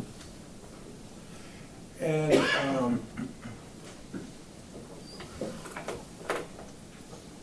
am I correct? Well, let me just ask. About where were you when you saw the two officers? Did you later find out the two officers, Adrian Gonzales and Donna Page, did you testify? Yes, sir.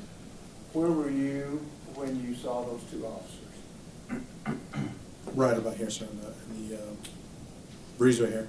And they had not been they were not in the school at that point? No. And so, from that point, would you backtrack where you had come before you first saw Adrian Gonzales? As I explained earlier, I came down this breezeway here and up this sidewalk between the office and the cafeteria and through the drop-off area, the student drop-off, and where I parked my Tahoe. And in your car, where did you backtrack for your car? So from here, from the front of the school, from the northeast corner front of school, I drove from Geraldine, right, crossed over this front lawn here through Geraldine and to the intersection of Grove and Geraldine Street. And backing up from there, that's where we see you at the intersection? Yes, sir. That's correct.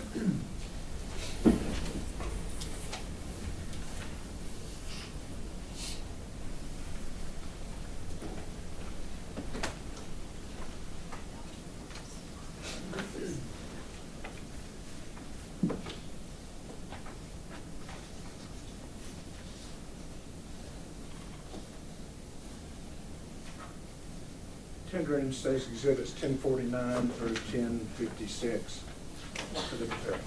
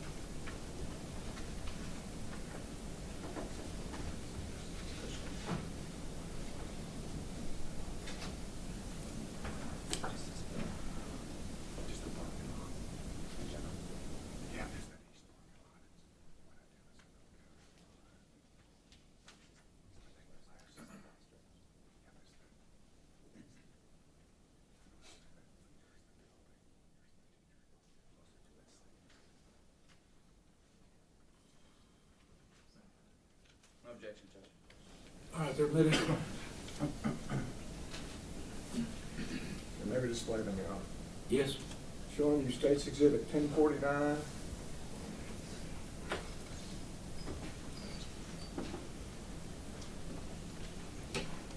Can you tell us the time that is depicted there?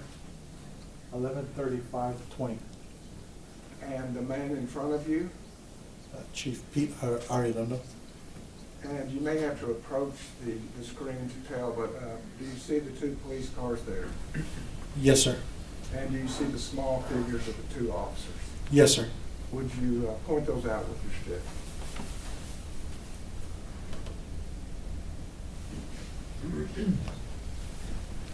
So would they be closer to their police units or the south entrance at that point? They're next to the patrol units, yes, sir. Thank you.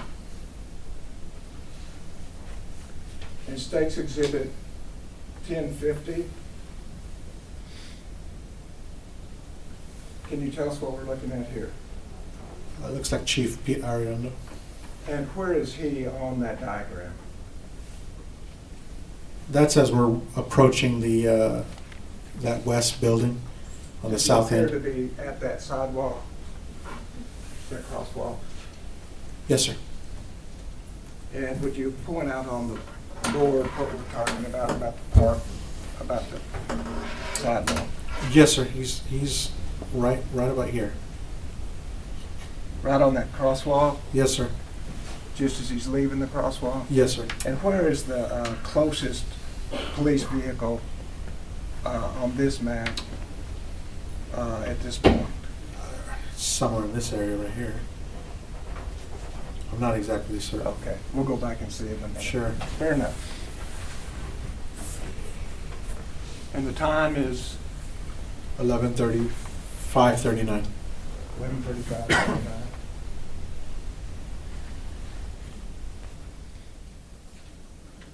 And the next photograph, Exhibit 1051. What is the time? 11:35:50. So this is about 11 seconds later? Is that correct? Yes, sir. And do you see Chief Arredondo at that point? Yes, sir. He's approaching the south entrance. And to be fair, he's not actually at the south entrance at that point, is that correct? No, he's approaching the south entrance. He's still a couple of steps away. Yes, sir. And unfortunately, your arm is in the way of some of this, is that correct? Yes, sir. Bouncing up and down. No, sir. I'm actually activating the button on my radio. Okay. I mean that your arm is moving up Is and it? down. Yes, sir. Because you're in action. Correct. So he is, at this point, has he crossed that area and is about parallel with that east side of the building? Yes, sir. Still has a few steps before he gets into the south. Couple steps. Yes, sir. But that's about 11 seconds? Yes, sir. According to that timestamp up on top. Okay.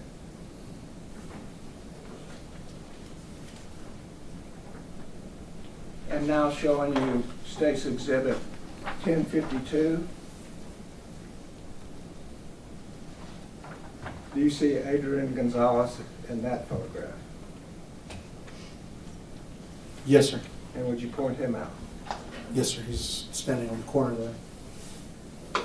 And would you point out the white police vehicle in that photograph? Thank you. And as the photograph, and we saw Arredondo leaving the sidewalk, about where would that have been?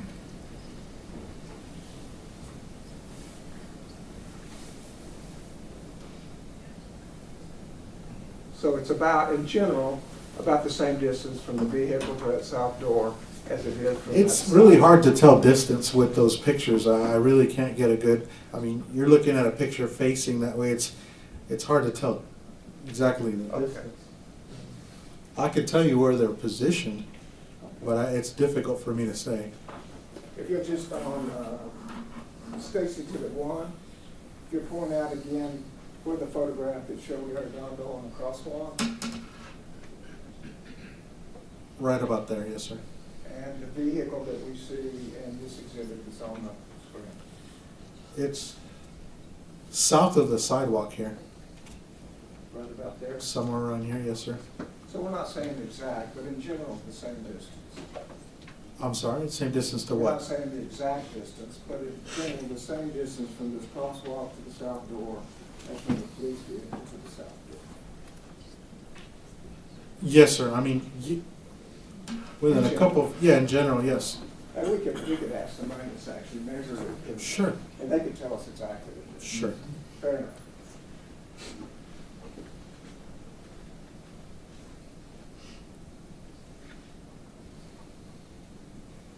And Exhibit 1053, what are we looking at here? That looks to be the parking lot of, on the west side of that building. And that was the condition it was in when you were out there? To my knowledge, yes, sir. Because this is your body camera? Yes. Okay. And so is that the condition of the cars that were there during, No cars were moving in and out, no, sir, not that I'm aware of. so that would have been the condition of the parking lot? as you Yes, saw it? sir. And moving down that parking lot, Exhibit 1054, does that move down the parking lot? Yes, sir. Is that also accurate? Yes, sir. And Exhibit 1055, is that also accurate? Yes, sir. And finally, Exhibit 1056. Yes, sir. And is this the far north end of the parking lot? It's hard for me to tell where it's, I don't know if it's a far, I can tell you it's on that parking lot, the west end parking lot. Okay, could you point out the vehicles that we see there? I see 7 vehicles in that frame. Okay, could you point them out? Thank you. And also showing you State's Exhibit 1. Which parking lot does the photograph that's being displayed show? Right here, sir. And this last photograph, does it show what area of that parking lot that we're talking about? Yes, sir. I don't, what exactly, I don't know what that is. Not part of the parking lot there. I don't know what that is. Okay, I'm asking about the parking lot. No, I'm explaining, this is exactly what the parking lot, I don't know what that is, but.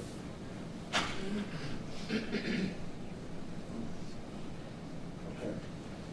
My question is, would you show? I apologize, I'm just explaining what I'm seeing Sure, here. that's fine. But yes, this is the parking lot that you're talking about. And this photograph specifically, which part of the parking lot? This part of the parking lot, right here. Okay. And where were your officers parked at the intersection? Over here, sir. And so looking toward that building, would you draw a line, what a direct line of sight would be to that park? Okay, and to the cars that we Well, just saw? The way they were positioned and what they were looking, it was anywhere from this area here. Okay. Does that make sense? Yes. And the parking lot here, these cars that you just described, Yes, sir. and from this position, Yes, sir. would these cars be between the building and the line of sight? Yes, sir. Thank you. And officer, have you trained about when you actually fire a shot? Yes, sir. And when you fire a shot, you're responsible for where that shot goes? Yes, sir. So what do you pay attention to when you're looking at not only a target? Do you look at other things? First, you have to determine the target and see your target, and then you have to. It's also you have to be aware of the backdrop. What is backdrop? Directly, whatever's behind your target. Okay. And why do you want to be aware of the backdrop of what's behind the target? Well, rounds, even if you hit your target, rounds can go through your target. Rounds can go. If you don't hit your target, you're also you could possibly hit what you don't intend to. So you have to be aware of the backdrop. Okay. And in this case, from the position that you and the other officers were, looking toward the school,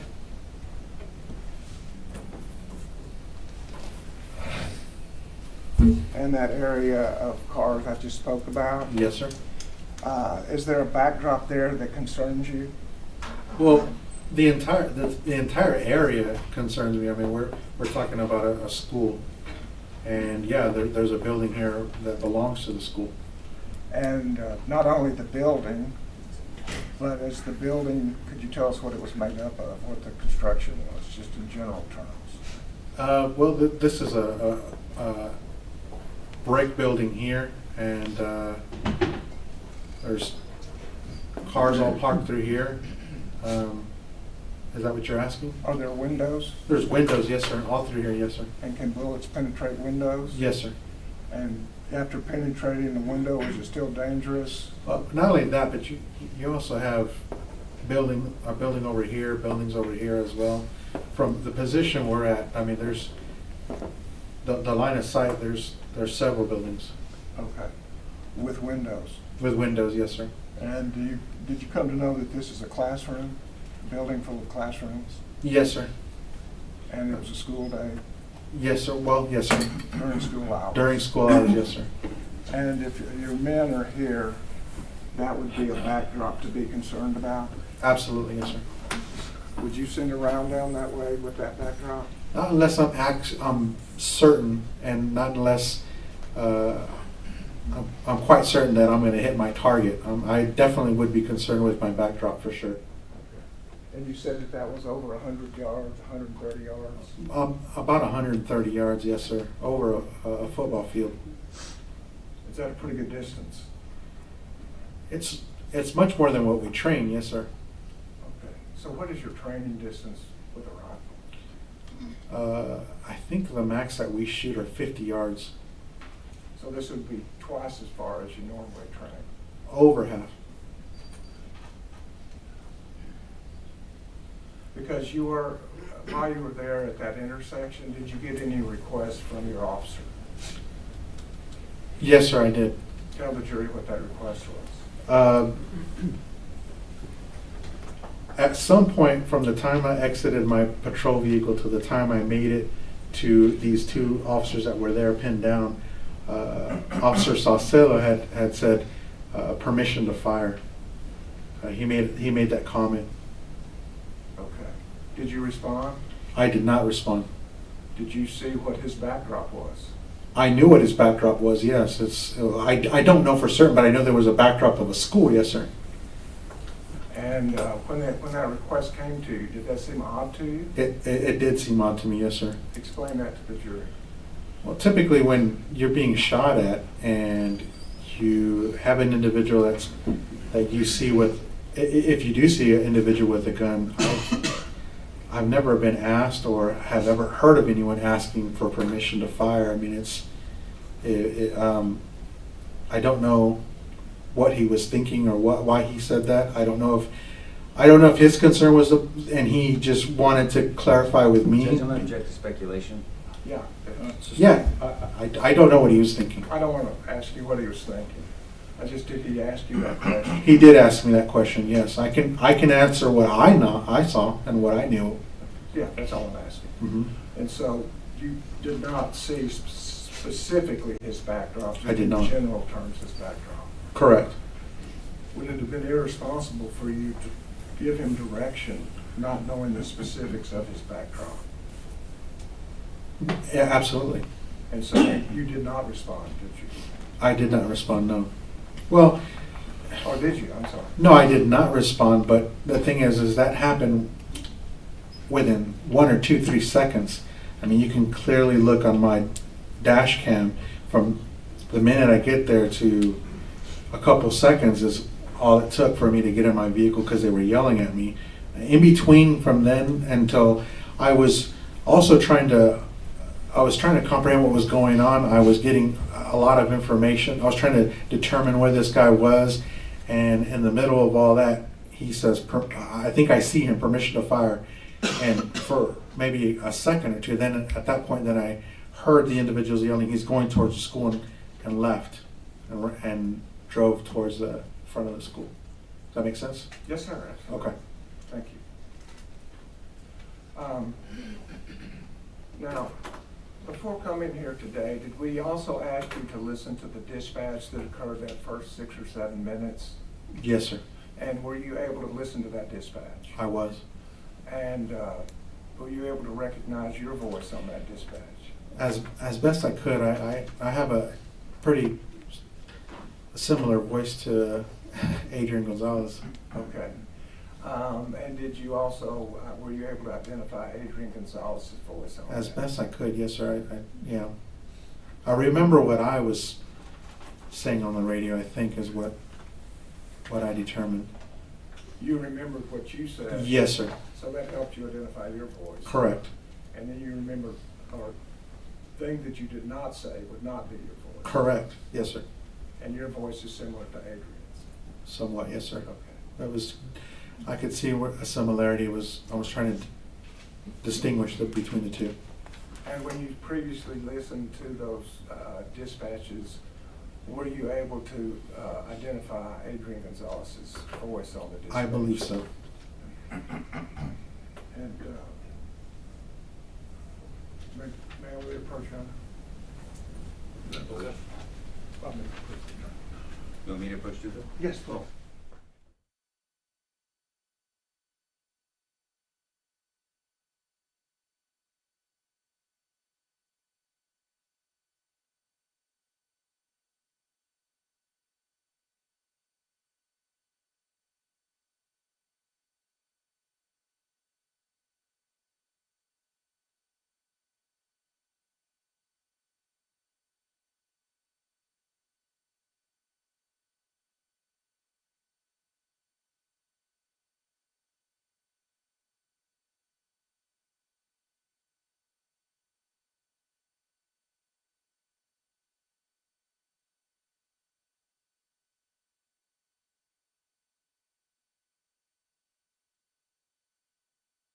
Let's try to get about 10 minutes. We will resume with this witness as soon as y'all all get back.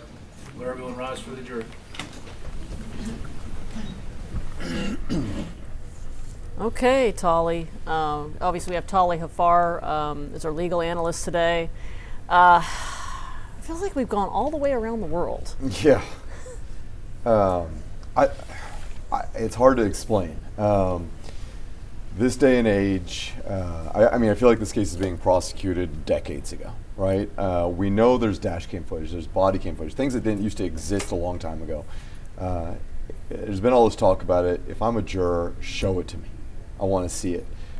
You know, we always talk about if you're going to call a witness or put evidence on, get to the point. It has to have meaning. And the first 45 minutes, maybe an hour of testimony today, we just got bogged down in details. And I could just imagine, much like you and I are sitting here, show us the footage, show us the footage.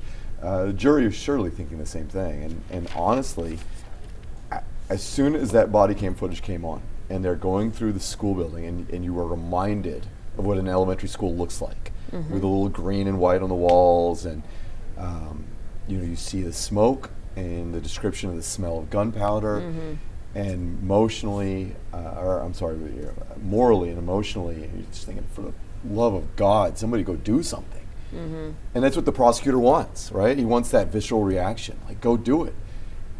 And then it gets bogged down with these little questions, and he gets into the minutia, and we go back to the map of the parking lot, and it starts to dilute that emotion for me. And as a juror, I'm wondering, where are we going with all this?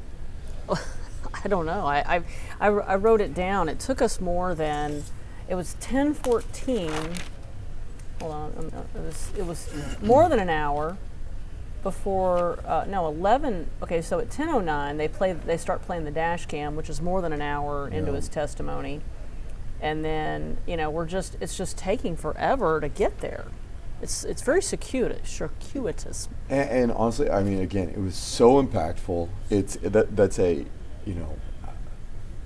in the scope of what we're looking at in terms of scoring points on one side or the other. As a prosecutor, you put that out there, you get the jury basically in the eyes of this witness. I mean, you literally are at the scene, walking through it, you get a feeling, you understand everything. And again, it's do something. That's all I kept thinking about.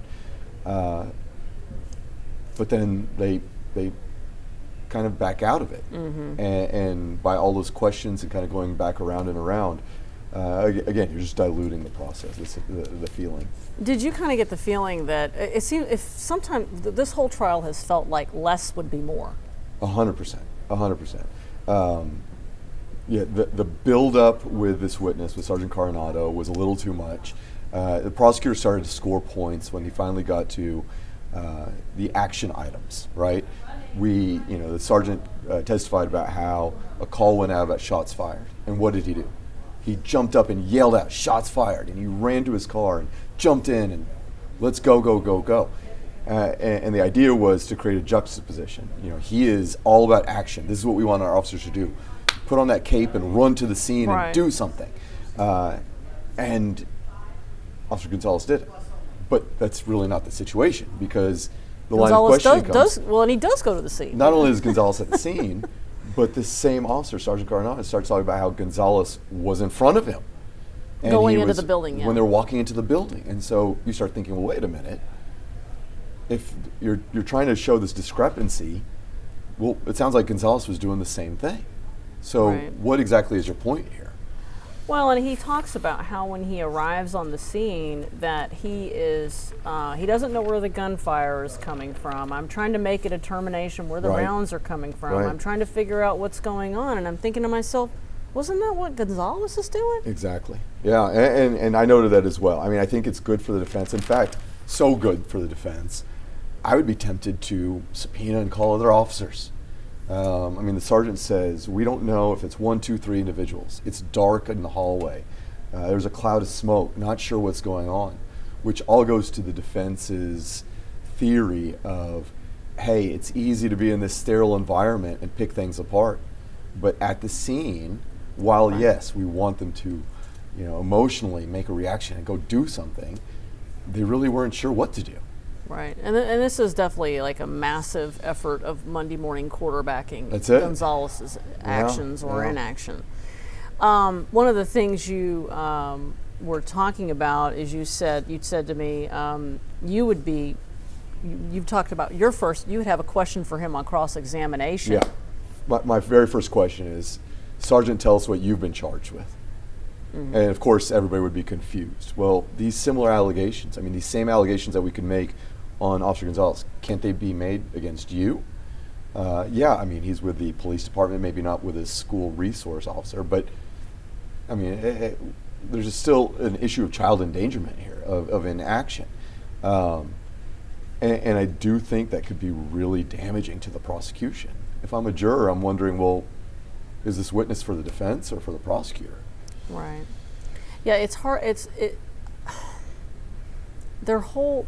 And speaking of that, so we're going to see, obviously, eventually, if we ever get there, well, we will get there at some point, cross-examination of this guy. You know, so you obviously told me your first question. Where are you going after that? Yeah, well, I mean, you just continue to lay the groundwork of confusion, trying to figure out what to do, assess the situation, what could you have done. I mean, I can't imagine, from what we've seen and heard so far, Sergeant Coronado is going to say, yeah, what Officer Gonzales did was wrong. Right. He failed to act. If you're standing behind him, why aren't you pushing by him? Why aren't you saying, let's get into that classroom? Why aren't you just disregarding everything? I mean, they're shoulder to shoulder. Presumably, he's had active shooter training.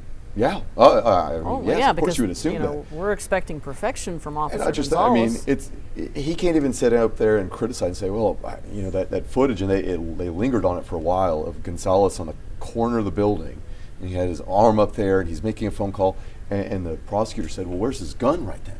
Well, it's holstered. To try to leave the impression that Gonzales is not even ready in case something were to happen. And essentially he's kind of shutting down. Well, who's filming all that? Well, Sergeant Coronado. Right, he's got his body cam on. Yeah. Well, he's standing out there with him. He's making the phone calls with him. So again, it's kind of odd to call this particular witness, and they're doing that because his body cam is capturing it. But they're basically together. Right. So you're trying one individual and saying he failed to act, he endangered these children, but the person right next to him, also a peace officer, who did the same actions, is not being tried, and in fact we're calling him as a witness on our side. It's very confusing. Yeah, this entire trial has been much like that. Yeah. It very much feels like Adrian Gonzales is the stand-in for every police officer out there that day. Yeah, I agree. You know, I think the prosecutor could have got in and got out, made their points, and moved on. But by asking all these questions and kind of letting this linger a little bit, and it seems like it's going to go on for a little bit more, I think it's actually damaging their case. You make a point about, we want officers to act, react quickly, get out there, do something. Great, score all those points. Again, the body cam footage inside the school was very emotional. It was very, I mean, you and I are sitting here watching. You called it a horror story. It's like watching a horror movie. I mean, it is terrifying. And had I watched that footage and no other questions had been asked, sitting as a juror, I'd say, yeah, somebody needs to be held responsible. Why are y'all not doing something? And I would try to find a way, see if the law would fit, right? Try to make it kind of fit it in there. Because it is. I mean, it's so emotionally draining and scary, and you hear that gunfire in the background, and you think about those children. They should have just left it at that, right? Gotten to the point and been done, and let the defense try to handle backtracking from that emotional impact. Why do you think they're not doing that? I don't know. I mean, it's really a good question. I don't know these prosecutors. I don't know any of these attorneys. Everybody handles cases different ways. Everybody learns to try a case a different way. And sometimes people think you need to supply more, when in fact, I truly believe less is more.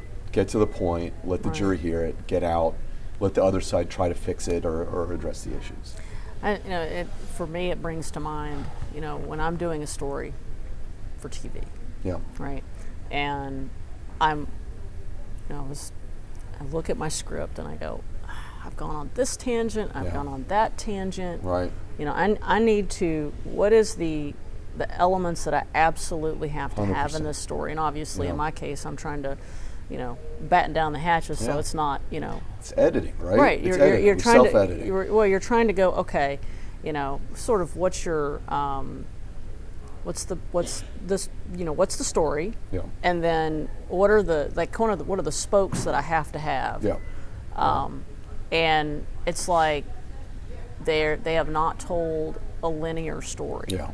They've just every day, I've sat and I've watched this entire trial, and I'm going, it's like we're going all the way around the world, and when you're trying a case that is as extraordinary as this, Right. you know, this is the first police officer in the state of Texas to be tried in this way. And granted, Arredondo's also been charged, but not yet Right. tried.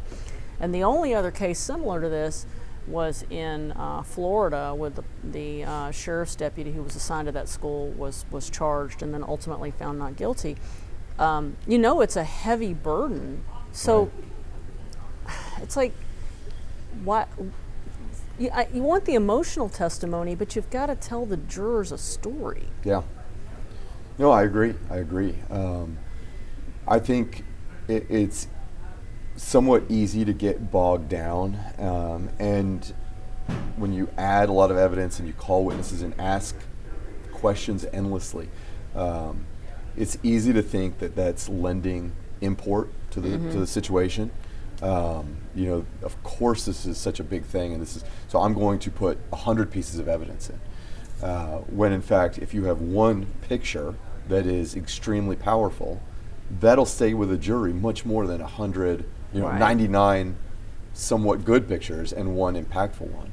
And that's what we're having here.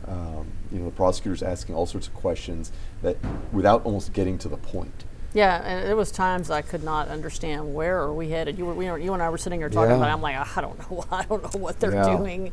And it's unfortunate. You're right, because this is a very big case. Oh, I think they're coming back. Okay, and we're back. 1039, and admitted, Your Honor, we now have to claim this witness so that you can identify the voices. All right, proceed. Thank you. These are not accurate as to the actual times, it's just with the instrument placed on there for the time. Okay. Okay? And I just want to make that clear for us as we start. And so as to the radio traffic that is timed by the machine is 11:29:43. I'm going to play that for you and ask you if you can identify either specifically or generally who that is. Really good. Uvalde 615, if I can have you around to 715 Oak Creek Road. We'll have a one vehicle accident, white pickup truck crashed in the ditch. Have a caller advising male subject has a gun.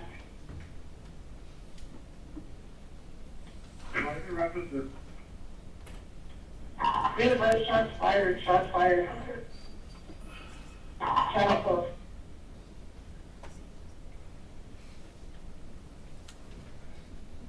And so did you recognize that voice? The dispatch?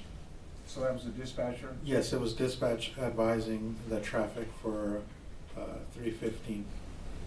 First, that there was a wreck? Yes, that there was a wreck and that the complaint had advised that there was a gun involved, and then seconds later, shots fired is what she said.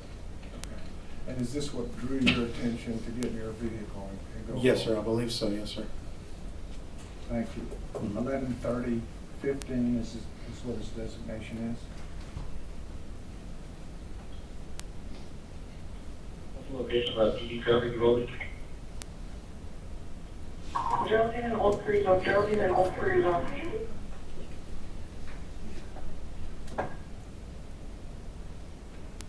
Do you recognize those voices? It's a dispatch advising the officer that had requested what the traffic was, which was to say what's going on. And if you don't know, that's fine too, but the officer, did you know who that was? It's been a number of years. Fair enough. Next dispatch? Can you advise that subjects jump the fence, they're going to be in the school?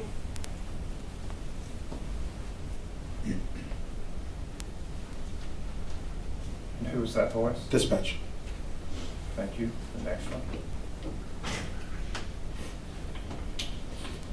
You know if there any scrutiny in it? Yeah, I'm not clear, responding from the PD. That's mine. That's you? Yes, sir. You notified dispatch you're responding from PD. Correct. And is that standard operating procedure? Yes, I'm advising that I'm en route to assist. Thank you. The next one. I'm talking Rob. Okay. Okay, you know, he's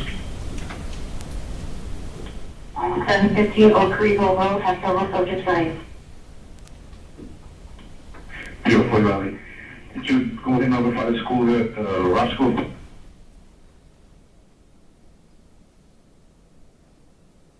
Is that an officer saying notify Robb School? Yes, sir. I believe dispatch was advising that there were several subjects running. Is that an officer saying notify Robb School? Yes, sir. I believe dispatch was advising that there were several subjects running. Okay. And did you know who the officer was that says advise Robb School? I could not with that clip, but there was an officer responding. Thank you. Next clip. We are attempting to get officers. Good, yeah, you just advised you to go ahead and tell the school to shut down. We're trying to make contact with them right now. That was me advising dispatch to shut the school down. So as you're driving over there, you're thinking about things that will be to the benefit of the community. Right. Well, again, yes, sir, because we're responding to a crash where someone had a gun and had shot rounds, apparently, from what the dispatch advised. And so, given the close proximity of the school, I'm asking them to go ahead and shut them down if they haven't already. Thank you. And what's your call number? 309. Okay, so when we hear 309, that's you. That's me, yes, sir. Next one. Everyone, there's somebody coming up at 60. Can you just pick another subject? That's Blue Mendoza. Jesus Mendoza. Yeah, so let's set up a burner as soon as you get there. 10-4, I'm coming up to Uvalde. I believe that's going to be, Turning up, you have a description yet? Not at this time, sir. Caller cannot remember what you were wearing. I have one other complaint on the line, and that's looking wearing black jeans, correction, black and jeans. The application was jumping over the fence into the schoolyard. Stop fire, you got me about school. Okay, let me call 23.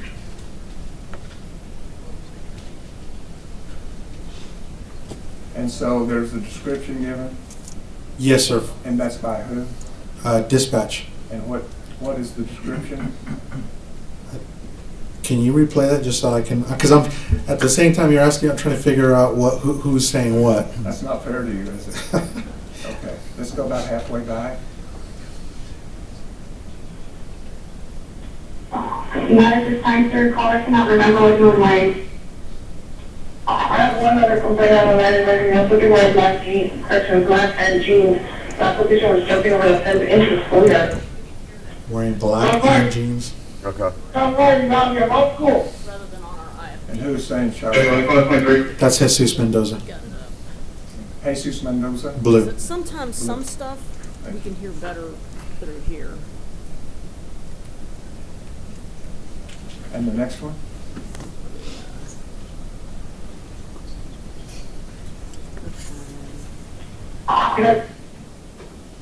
Make contact with the right, and you have the coming behind us.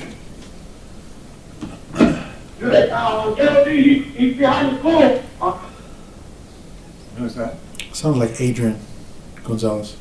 Adrian Gonzales is saying the location at this point. Can you replay that just so I can? Yes. Make contact with the right, and you have the coming behind us.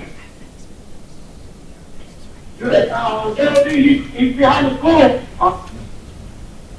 Yes, he's behind the school, he says. Judge, pursuant to officer complaints, can they play the rest of that? It Yes, says please it's do. behind the school, supposedly wearing black. Can you please play the rest of it? I didn't know we turned it off, I'm sorry. It's turned off. Yeah, let's go ahead and finish it up if you're going to ask more questions about it. Can you play the whole clip? The rest of it? Play it, play Or it did all. you, did you clip just that part? It's the next call. Okay, it's the next call. We didn't do Or, that, right? or you can play when you get when you get the witness. But Yes, sir. let's proceed. Play it.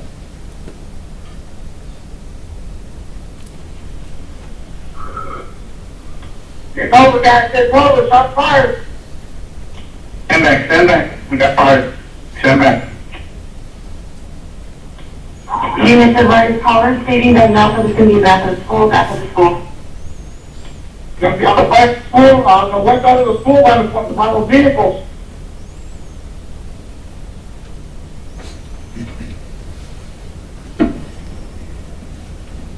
And who was it that said on the west side of the school by the I vehicles? believe that was Adrian Gonzales. Thank you. And Judge, that's the point where he says supposed to be wearing black, so can you play the rest of that? Well, once Well, again, you're right. if you want to play it when you get the witness, you can play it when you get the witness, but let's finish it up. And the next one? Supposed to be wearing all black, all black. That was Adrian Gonzales, yes, sir. And that's just on the same, it's on the very next segment, is that correct? I believe so, yes, sir.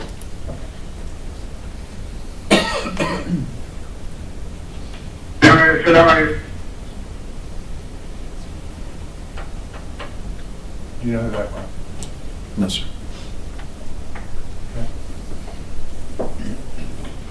Hey, he made it into the building, guys. That was me. That's you? Yes, sir. And when did you make the statement, I think he made it into the building, guy? As I was running up the breezeway. Okay. And we hear that on your body cam, is that correct? Yes, sir. Thank you. The next one? Contact the school police.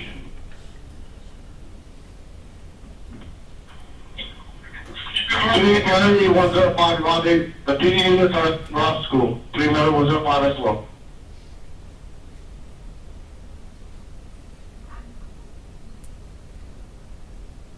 Do you know who that was? No, sir. Okay. Next one? Be clear on the topic. Guys, somebody stay back over there. It's the upper perimeter on the other side. Somebody stay over there. There, come on, go back over there. Somebody can give me a cover over here on the, knock it off, knock it off. So at that point, I believe it's going to be me and Adrian communicating relatively at the same time. About setting up a perimeter? Well, yes, sir. Asking officers or advising officers. I believe it's also on my body cam where officers are approaching and we're explaining to them that this is where shots are either coming from or where the individual's at, the suspect. Okay, thank you. For the third one, I'm gonna go to that north road. Yeah, switch over to PD car. PD car.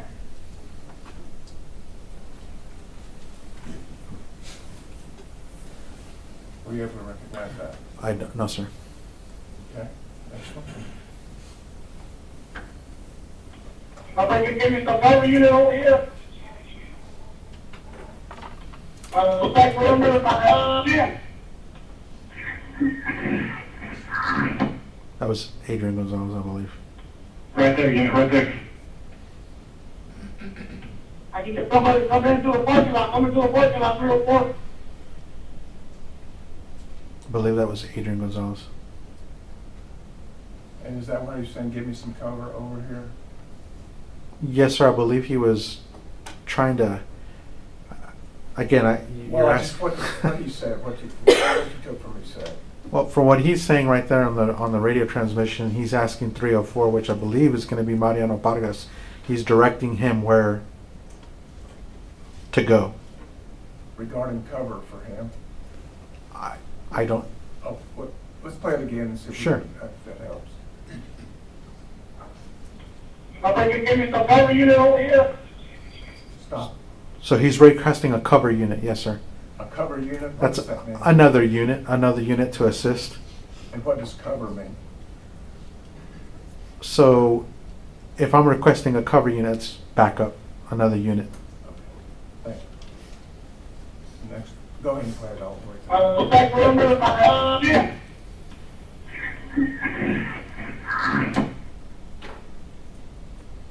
Right there, unit, right there.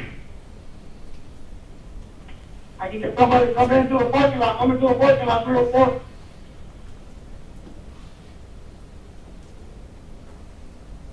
who's that? Sounds like Blue Mendoza. I'm not sure. Jesus Mendoza. Okay. Thank you. Next.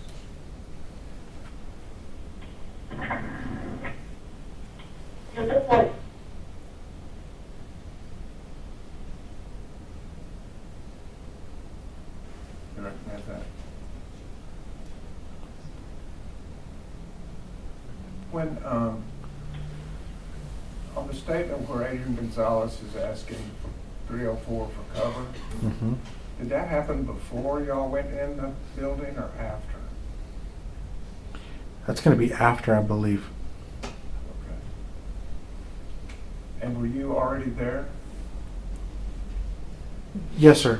If you, do you want me to answer that? Yes, please. So most of the radio traffic that you're playing is after we already went inside and then came out, and we're trying to direct individuals to where the incident's happening. It's unclear whether they know or not, but we're advising responding officers and where to position themselves and where cover is, where the best approach is. Does that make Okay. sense? So this is after you yell, shots fired, get inside the building. Yes, it's after we already have entered the building and have come back out when we're asking for radio to break. You've already been in the hallway. Yes, sir. Where shots are fired, Yes, sir. and there's shots that have gone through walls, Yes, sir. and you know it's classrooms Yes, sir. during a school day Yes, sir. at a school grounds. On school grounds, yes, sir. And Adrian Gonzales is asking for cover. He's asking for a cover unit, yes, sir. Next one. So you're not outside the school, I have no handout count. You may be inside the building. And whose voice was that? I don't know. I can't distinguish. Do you know what the statement was? No, sir. Could we play it again? So you're not outside the school, I have no handout count. That was a You may be 700. inside the building. I don't know who that chimed in, but a 700 unit is going to be a county unit. Well, what was the statement that was made? I believe he said he may be in the building. Is that what? Yeah. Is that what you heard? Yes. That's what I heard. You heard he may be inside the building? Yes. Does that indicate that at that point they don't know who's inside the building? Right. Yes, sir. I believe so. And who was that made that voice? I don't know.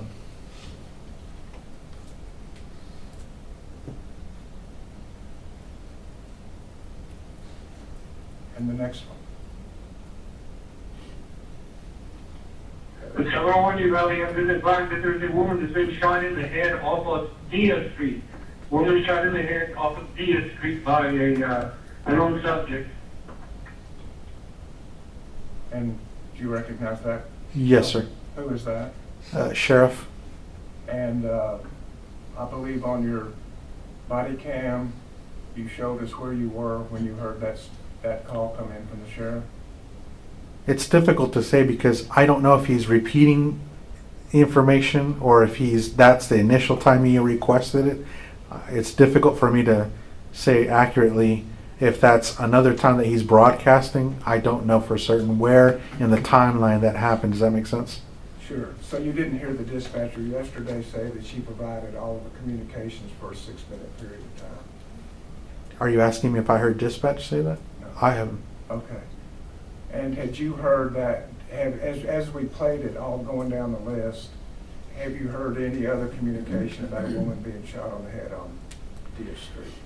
The first time I hear that was as I'm approaching the south side of the building, as I'm running into the building. But I don't necessarily know if that's the last time someone relays that information or says it on the radio. Does that make sense? Yes. Okay. And this morning, as you've listened to us go down this list, have you heard that communication any other time other than this time? I don't believe so. Next one.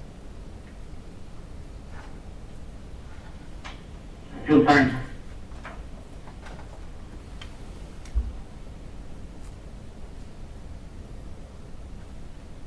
short clip. I have no idea. Thank you. The next one. We got a shield, we have a shield.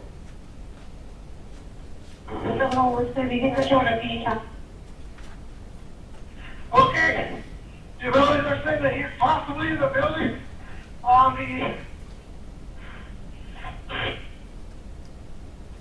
701 meeting unit got reported a woman shot in the head laying on Diaz Street. The one female was shot in the head.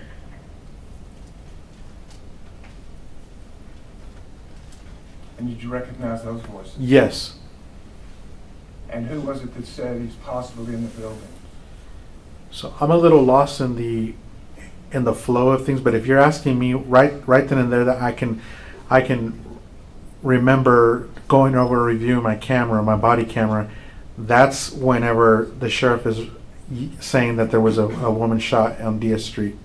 And is that when you said he's possibly in the building? Yes. Okay. Does that give us kind of context? Yes. Okay. And the next one. It's just hard for I'm me. sorry, stop. Yeah, go ahead. No, I'm just- Didn't want two things. No, sir. So it's hard for me to distinguish what other people are transmitting or what they're saying. I know you're asking me to identify. It's just I'm trying to answer the question as far as where did it happen, when did it happen. It's just, and it's hard for me because I didn't make any of those transmissions. For the ones that I'm pointing out to you, I can explain who. It's just difficult for me. You're asking me if we had already made That's fair. And I'm really asking you to identify the voices that you can identify. Okay. Right? That's the purpose of Yes, sir. playing these for you. Thank you. Next one. Shots fired inside the building, you ready? Which building?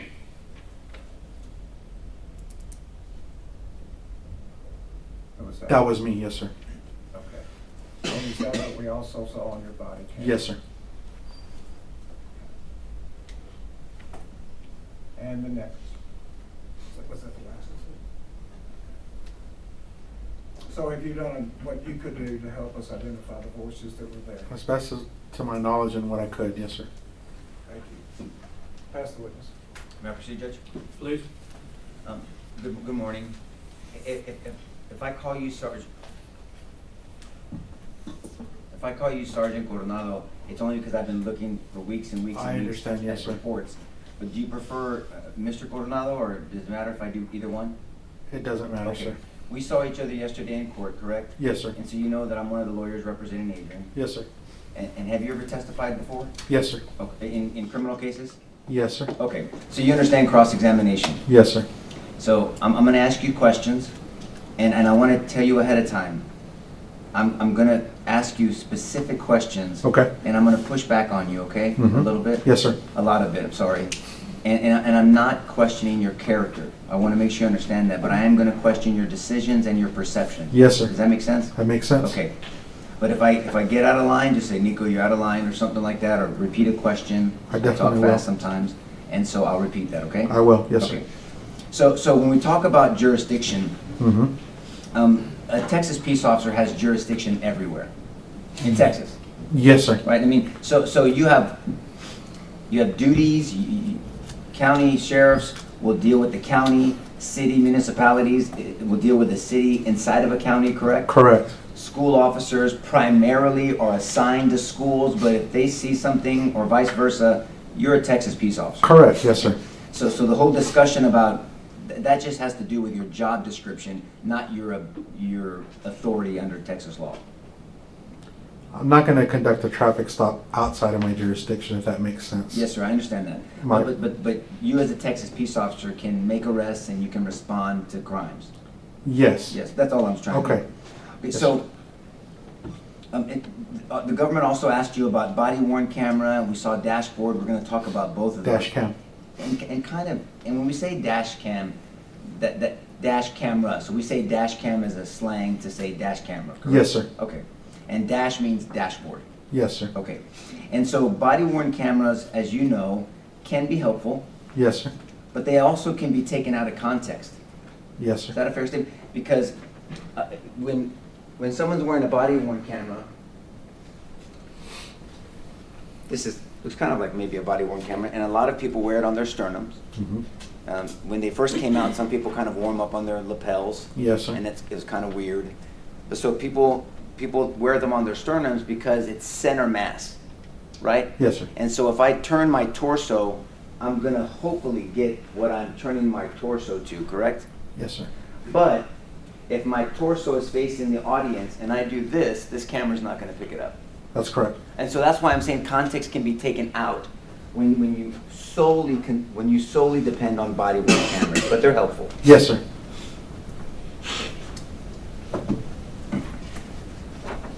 And so you were at your office on the day of incident. Yes, sir. And you were performing your duties as a sergeant and you were approving reports. Correct. And so when you mean approving reports, you were just, what do you mean by approving reports? What I mean is I read over the narratives. There's certain things that I'm looking for in the reports. They, especially offense reports. I'm making sure that all the reports that had been assigned for that day are completed. An officer responds to a call for service and generates a report, and those reports have to be done in a timely manner. So I'm looking to make sure that all those calls for service, there's a report attached to it. In the offense reports, I'm looking to make sure that the offense fits the narrative. I'm looking at elements of the crime and making sure that the officers are including all the elements, and it's a clear, concise report. If there's things that are missing or things that need to be amended or reports, I bring it to their attention, and then either they're explaining to me what's going on or they'll fix the report. Okay. Does that make sense? Yes, sir, it does. I Okay. understand that process. And so you were also, but thank you for explaining it. Mhm. And you were also asked by the government about, did you have any family members at Robb Elementary? Yes, sir. But then you went through an explanation, and the jury's heard that Uvalde was such, I'm going to say is still, such a nice, small-knit community. A close-knit community. Close-knit community. Yes, sir. So, especially in the Hispanic community, someone may not be your biological or familiar uncle, but you'll call people tío and tía for your aunt, even though, I mean, I'm half Hispanic, so I mean, I get it. But it's that kind of closeness there, right? Yeah, yes, sir. Someone can be called primo, cousin, but they're not really your biological cousin, but you just feel that family environment, in general. In general, yeah, you can be referring to that if that's what you're asking me. That's what I'm referring to. Okay. Okay, so when you were there working at your office, you got a radio call for a 1050. Yes, sir. And it wasn't directly to you, correct? No, sir. It was, but that means 1050 means accident. Correct. Okay. And then at some point after that, and I don't know if it was clear, but at some point after that, dispatch reported shots fired. I believe there was mention of somebody with a gun at first, and then it was shots fired. Okay. And so an accident with someone with a gun doesn't tell you a whole bunch, because No, sir. in Texas you're allowed to carry guns, as long as you're not a convicted felon, as long as you're not a gang member, or as long as you're not committing a crime other than a Class C misdemeanor, right? Yes, sir. Then people can carry a weapon. And so that alone is not concerning. The gun itself, or is it? If someone carrying a gun, is that what you're asking me? Yes, If it's sir. a concern? Yes, No, sir. I mean, we do have, but in the context of the call coming out, well, yes, it's going to grab your attention. There's a reason why dispatch is relaying that information. Obviously, someone saw a gun, and we're talking about an accident. So, does that make sense? Yes, it does. That's not what we're going to go there. And so, Okay. yes, and so there's something concerning about that report. It wasn't just mentioned just for the heck of it, right? Correct. And so you know that through your experience. Yes, sir. And then shortly after that, your concerns were verified because they said shots fired. Yes, sir. And so you testified that you jumped out of your desk rightfully, and then you went to your vehicle, but on the way, you called out to two other officers in the office with you. The other officers are, I don't know if, I made a general broadcast out loud, shots are being fired as I'm running to my vehicle. Does that make sense? Yes, sir. And with those two officers, was that Officer Saucedo and Officer Mendoza? Yes, sir, I believe so. Okay, and so those are the two officers that ended up leading you, not leading you, but they were ahead of you. Yes, sir. And were on that corner on that dash cam. Okay, so I'm just going to need context to make sure we understand. So it was Officer Saucedo and Officer Mendoza. And just for clarity, there's two Officer Mendozas, right? Yes, sir. There's Officer Jesus Mendoza, Correct. and then there's Justin Mendoza. Correct. And so this one is Jesus. Correct. Okay, so Officer Jesus Mendoza and Officer Saucedo happened to be, not because you wanted it that way per se, but they happened to be ahead of you and they drove to the scene. Yes, sir. You also said there were other detectives in the office. How many detectives were there? I knew there was detectives in there. I don't know exactly who was there. I wasn't concerned with that. I was just broadcasting. I knew that there was detectives present. I want to say I visually saw maybe Detective Landry, Sergeant Page, and maybe Lieutenant Martinez. Okay, just in general. Just in general. Now, at some point after, did you, because you heard some of the dispatch, are you aware of the dispatch communication between Gilbert Limones and the 911 dispatcher? It's part of the same group of conversations, but earlier on that we just heard. Can you tell me who Gilbert Limones is? I will. He is one of the people that works at the funeral home at the corner where that wreck was. Yes, sir. Okay. Did you have opportunities to review that dispatch communication? The 911, thank you, Bill. The 911. We did go over some 911 calls, I believe. And when I say 911 and dispatch, in a smaller community, a 911 call comes in, and the jury heard testimony yesterday that, I mean, it's kind of in one room, right? Yes, it I mean, is. so, and it's, maybe it's been updated, but you'll get someone answering a phone call and then dispatching, so the jury's heard on certain dispatch, you hear 911 in the background. That's and correct. on certain 911, you hear dispatch in the background. Yes, that's Right? correct. And so that's why it's confusing to me sometimes, but that's why I'm making them interchangeably. Yes, sir. So in Uvalde Dispatch Center for that community, that was the circumstance. It's a phone call and it's dispatching, but it's literally, you're on the same frequency almost. Not frequency, but you have a call here and you're dispatching here. So basically, Yep, you can explain that, sure. So, yeah, a dispatcher is going to be performing their duties dispatching, but they're also receiving 911 calls and landline local calls, and they're dispatching officers from either these landlines or 911 calls that are coming in. And that's all I mean. It's just, it's the same people doing all those duties. Generally, there's 1 to 2 dispatchers on duty at that time. And so by the time that you heard of the 1050, later on you found out that 11, and so times are going to be important here. So I'm going to go old school and write some stuff on this pad, okay? Okay.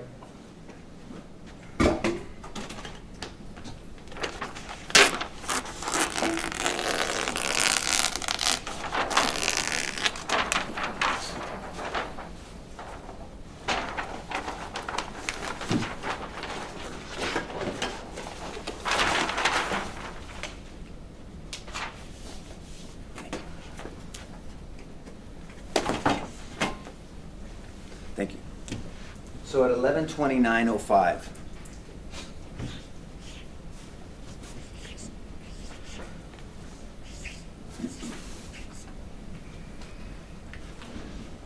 you didn't know his name at the time, but you know that there's an individual named Gilbert Limones that worked at that funeral home, correct?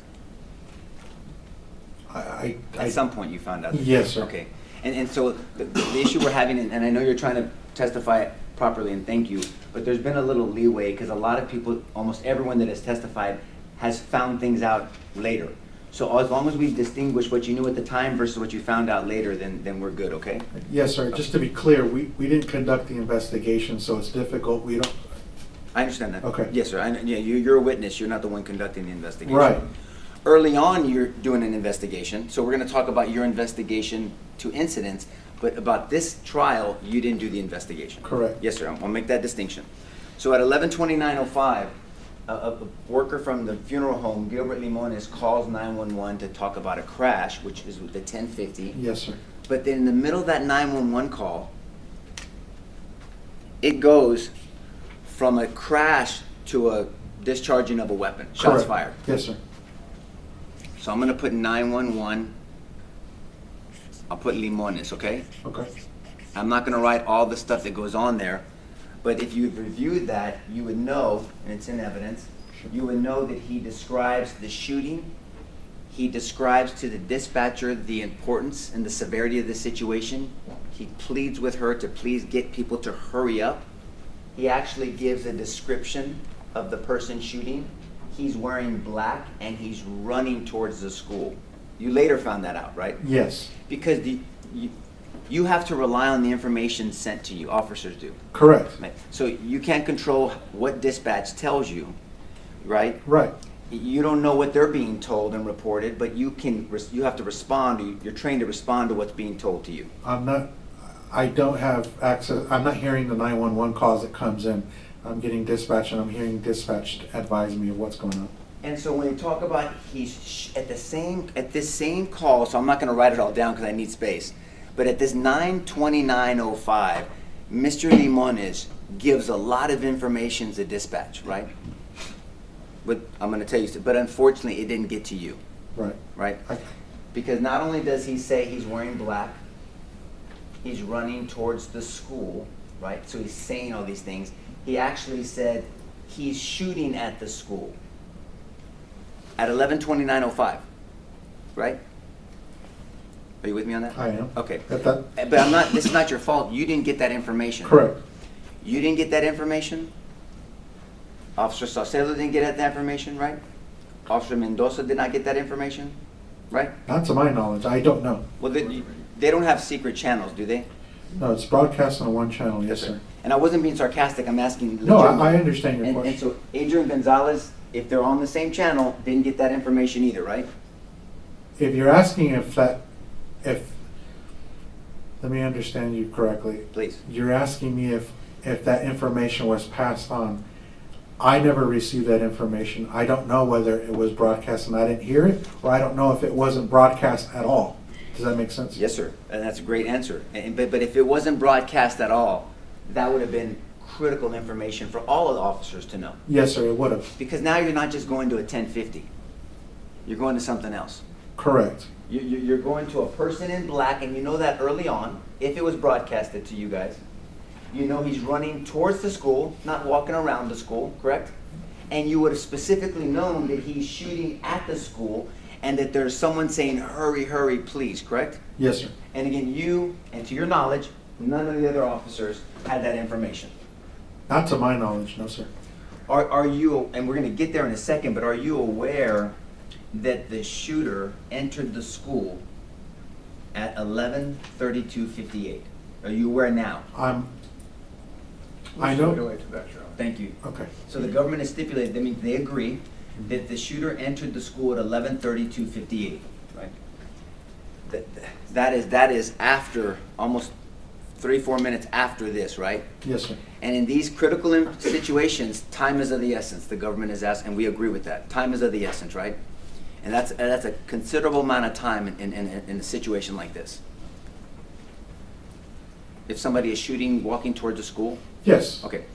And you and Officer Mendoza and Officer Saucedo would have gone to that corner differently if you had been given this information instead of just a 1050 person with a gun, shots fired. Correct. Yes, sir.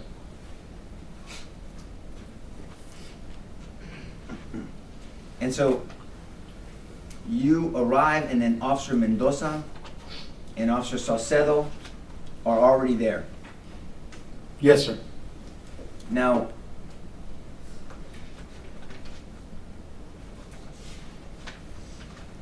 I will represent to you, and the government can correct me, that at 11:32:23 is when Officer Mendoza shows up to the scene, to that corner.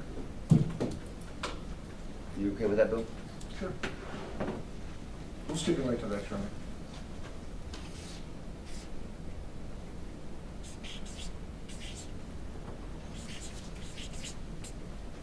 I'm just going to put Mendoza. Okay.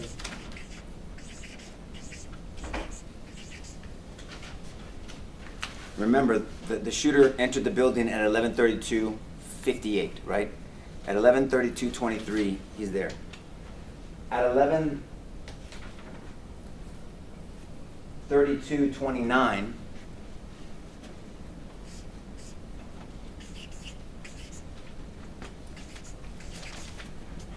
Saucedo arrives. And then you arrive shortly after that, correct? Yes, sir. Specifically, you arrive at 11:32:32. Okay. Okay.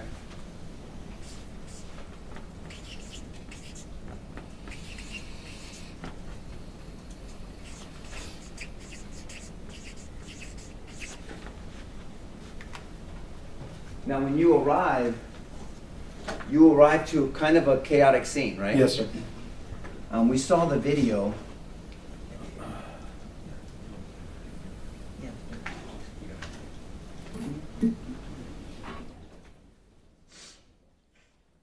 We're going to play the video again. Yes, sir.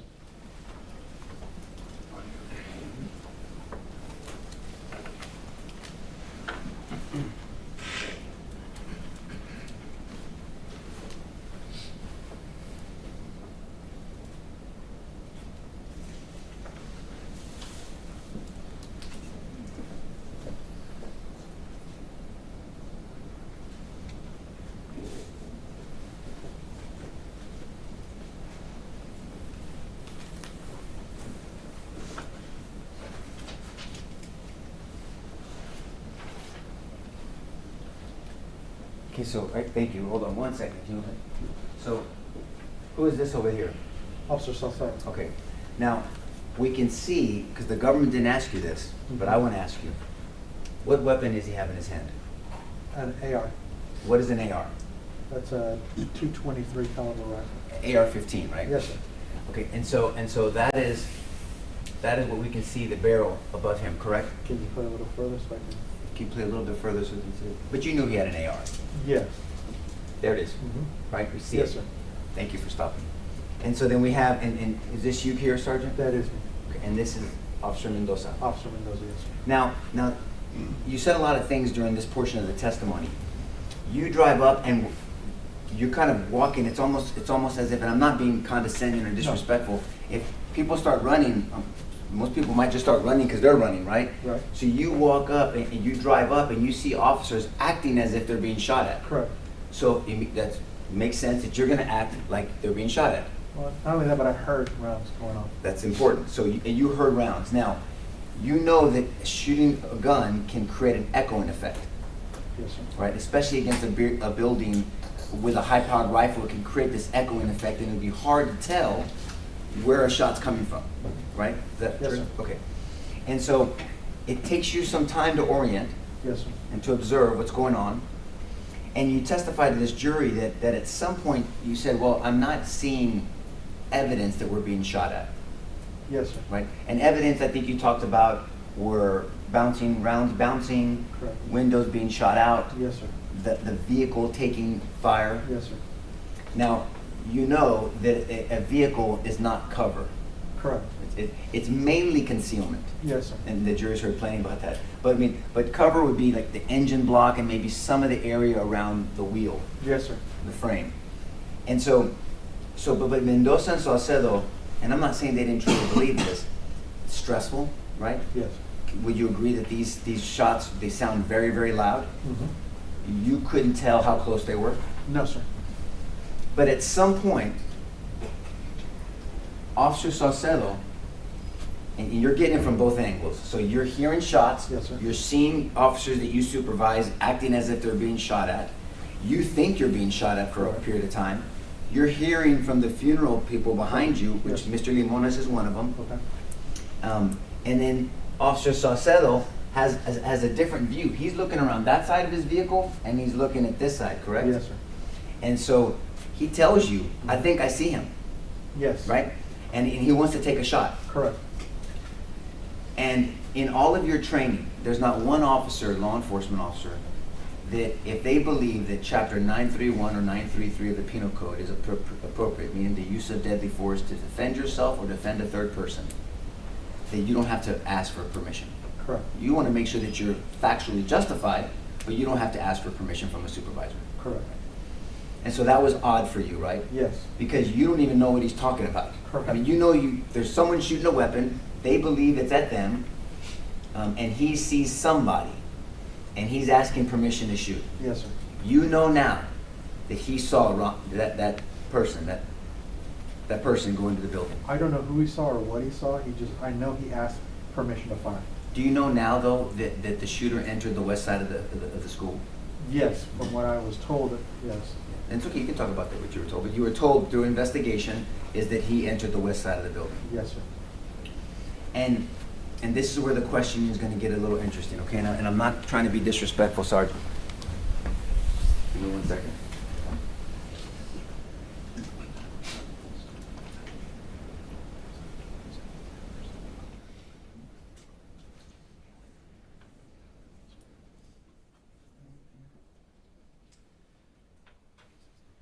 Let me represent to you that before about 20 some odd seconds before Mendoza shows up, around 11:31:55, 28 seconds, Adrian Gonzales drives into the campus, okay? Yes, sir. And I believe that the government will stipulate to that, roughly around that time. Stipulate that he actually was parking around that time. Yes, sir. 11:31. And when I mean campus, I mean parking in the campus building. Parking. Yes. So at around 11:31:55, and there's no way to get it pinpointed, Right. but in that general time, 11:31:55, Adrian is driven into the campus, and you saw his vehicle later on. You saw where his Later on, vehicle yes, was sir. parked, and he's parked in the campus, right? Yes, sir. And I'm not being disrespectful because you drove up to this. He didn't stay away like at a corner where Mendoza and Saucedo initially were, right? He was Correct. parked in the campus. He was yes. inside the Yes, campus. sir. And later on, we're going to see on your video that there is a Randy Hill, an officer Randy Hill, correct? Yes, sir. Where we're going to see him parked on the other side at a certain time. Remember that on your body cam? Yes, sir. And we'll talk about that in a second. Now, Officer Randy Hill was the original officer dispatched to this. Do you remember that? Yes, sir. So Randy Hill is the one that was dispatched to this scene, correct? Yes, sir. But everybody else responded on their That's own. correct. Okay. And so we have Adrian there, and at some point, at 11:32:09, the shots fired was Adrian calling out to everyone, shots fired. Do you remember that? I remember hearing that, yes. Right. which- You don't know the time. I don't, We'll stipulate that it was Adrian, but I believe his testimony was that it was. Well, if he knows. Saucedo. I know he did say But that. yeah, Yeah. we'll stipulate that it was Adrian. So, and it's okay. You're not a voice expert, where you, especially over the dispatch. It's hard to hear sometimes, right? yes, sir. But the shots fired that you said was Mendoza, it was actually Adrian, okay? Okay. And the government stipulated that. Yes. And so it would make sense that if you guys are hunkering down and taking cover as far away as you guys were, that somebody much closer to the school would be taking cover for a period of time as well, right? Possibly, yes. Well, I mean, it can't be reasonable for you guys to take cover, but Adrian not take cover, right? Depending on where he was at, I don't know. Well, you know where he was at now. You know where his car was, right? Yes. Okay, so if he was around his car, kind of like you guys are around your cars, would that make sense? Yes. Maybe Adrian, closer to the shooting than you guys were, that he would be doing what you guys are doing. Yes. And you later know now because school PD, well, you know this, school PDs, they don't have AR-15s. That's correct. And so Adrian didn't have an AR-15. No. And so at some point,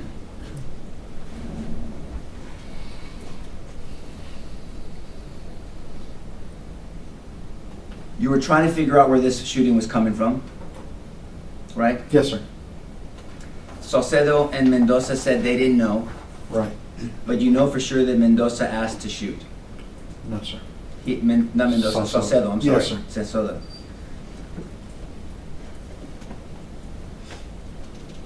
And you know now that there's no evidence that Mendoza and Saucedo were taking fire at that location.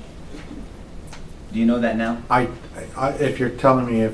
Yeah, that's- there's no evidence. There's no defects. There's no evidence. That's correct, yes. That area. That I'm aware of, that's why, yes, I testified earlier that I didn't hear anything. And so I believe you testified that these people from the funeral home are. Did you want to say something? I don't want to cut No. you off. Okay.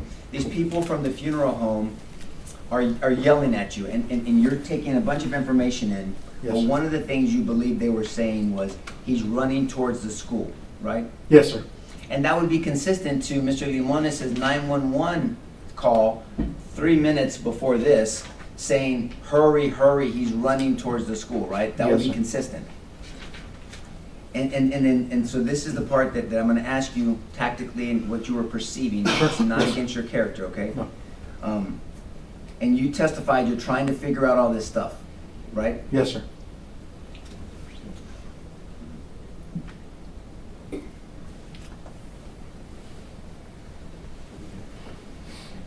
You can put that, you can put that down. I didn't know you guys could do that, thank you. And so we can't see, and this is after effect, so some of the pictures the government showed you, there was extra cars there because sheriffs had shown up already, right? Well, and I'll bring that to your attention in a second. But you guys are about right here, roughly, right? Yes, sir. You're at this corner, Uh-huh. the funeral home, so you're about right here. Yes, sir. Okay? And for the record, I'm pointing to a screen outside of the viewable portion. And Adrian's over here, correct? Yes, sir. And so for Saucedo to ask to shoot and say, I think I see him, it makes sense because this is considered line of sight, right? Yes, sir. So all of you, I'm not saying you saw him, but all of you had potential line of sight. Potentially, yes, sir. Yes. But we have verification that Saucedo saw him and had true line of sight, right? I don't know if you saw him or not. No, I understand that, but we have evidence of that. We have Okay. some evidence because he's asking to shoot somebody. Yes, sir. It wouldn't. Yes, sir. And it wouldn't make sense for him to shoot someone that either there wasn't a threat to him, that he didn't see had a weapon, or he didn't know was shooting a weapon, right? That would not be, you're not trained to do that. Correct. Okay, so if he's asking to shoot, he's asking to use deadly force. Yes, sir. And it would make sense because you guys are hearing gunfire. Correct. And they think they're being shot upon. Yes, sir. And you don't know this because it wasn't dispatched to you, but minutes earlier, Mr. Limones was telling the dispatch, send someone, hurry, he's shooting at the school and running towards the school, right? Right. And so, but Saucedo, and I'm gonna say Saucedo just for speed, he didn't take the shot, right? He did not shoot. No. So Saucedo had the opportunity, correct? I don't. To shoot this person. Well, if he saw him and he had an AR-15, that's at least an opportunity. Whether he's good or not with his weapon, that's a different discussion. The only reason why I say what I say is because later on, Officer Saucella advised me that he potentially had a teacher in the line of sight. I I'm don't glad know. you told me that. No, a ranger told him that. Since you brought that up, a ranger told him that was Coach Abraham, but it wasn't. Way outside the ring. Well, I mean, he brought it up, and I let him do it. I don't know. I'll overrule objection. Thank you, Judge. Coach, someone tried to tell him, don't worry, you didn't do anything wrong. That was a coach, but that wasn't a coach. We know that now. All of us know that now. That was that animal that went into the school. So, and I'm not mad at you, by the way. Sure. So Saucedo had the opportunity to shoot, and he didn't, correct? He didn't shoot. He didn't shoot. Let's just say it that way. Okay. Okay. And he had an AR-15, and an AR-15 from that distance is a better weapon system than a Glock. Yes. Okay. So he had the ability to potentially reach, right? Yes, sir. You talk about sighting in at 50 yards. Depending if you're hunting or if you're doing tactical training, some people sight in at an inch eye or 100 for a deer rifle, dead on at 100 or 50, but you can sight your rifle in at different distances, right? You can. Yes, sir. And if you have iron sights, that means you're just putting iron sights, that means the sights that come on the weapon, and that's more difficult training than a red dot. Correct. Right? And a red dot is put on weapons at AR-15s, they have red Correct. dots. They have. And police issued AR-15s have red dots. They can have red dots. That one, Saucedo did. Don't believe so. No, sir. And so you're saying, well, I want to make sure because we're going to verify this, but Sure. you're saying the Uvalde PD issues AR-15 with iron sights and no red dots? Yes, sir. Okay, we'll double check that, okay? Mhm. So, but all I'm saying is an AR-15 has the ability to reach. It can. Yes. Okay. And so ability and opportunity. Now, even though Mendoza was hiding, he had potential line of sight, correct? Yes. Okay. And Mendoza did not do anything to distract or deter or to stop this person from going into the school? No. No, and neither did Saucedo. No. And you came a little bit later, but, and I'm not being mean to you, you didn't either, No. because you didn't see him. Correct. Okay. But you're hearing from behind you, he's running towards the school. Yes. And then towards the school, but in your mind, and it's important what was in your mind, Yes. Sarge, in your mind, you're thinking this is probably another bailout. The potential to be. Yes, sir. Well, because you made a decision that even though you three knew that this person, whoever, you didn't know at the time who it was, entered the school, that you were going to travel around to hopefully catch him as this person went through the school. No. Is that, did I misunderstand No, you? sir. Okay. No, you did. Okay. Because that's not, I never saw anyone that was a suspect. I never saw anyone with a gun. I never saw him enter the school. I never saw any of that. My whole intent was to drive around to intercept the individual that was shooting. Stop. So how would you intercept the individual over here? How did you know he was going to be over here? I don't know. What made you think that though? Because there's no other buildings west of us. We were on the complete west side of the property. Yes, sir. There's only one way direction to run, either south or west. Okay. I'm sorry, east. Okay. And so what path did you think this person was taking for you to intercept them? Well, tactically, like I said, if he's running towards the school, that's Mhm. any direction this way, whether it be south or east. Okay. So my intent was, if he's running towards the school, or past the school, or running towards the school, I'm gonna swing around and flank him that way. Oh, but how would you flank him if you don't know where he's going and what path? It's like if you're in hot pursuit, you're pursuing someone that you've seen, you identified that they need to be detained, and you know where they're going. So if I see someone run through those doors, I'm not going to run through this door because that goes to the jury room. I'm going to run through that door, or if I know, because I do know now because I've been here for 2 weeks, that if I go through that exit door, I can intercept the people that went through that back door. Does that make sense? Because I saw them go through that door. What I'm saying is, we had the individuals at the funeral home Yeah. were saying he was running towards the school. Yes, sir. From that, my position and where they were also behind me, there's only one direction to go, either east or south. Okay. He wasn't running towards us, he wasn't, So how would you get to this? If you're going to go intercept them, you were going to intercept them here? Because you didn't drive over here, you drove over here? correct. Okay, so Well, again, because okay. again, the street comes this way. I positioned myself to have every opportunity.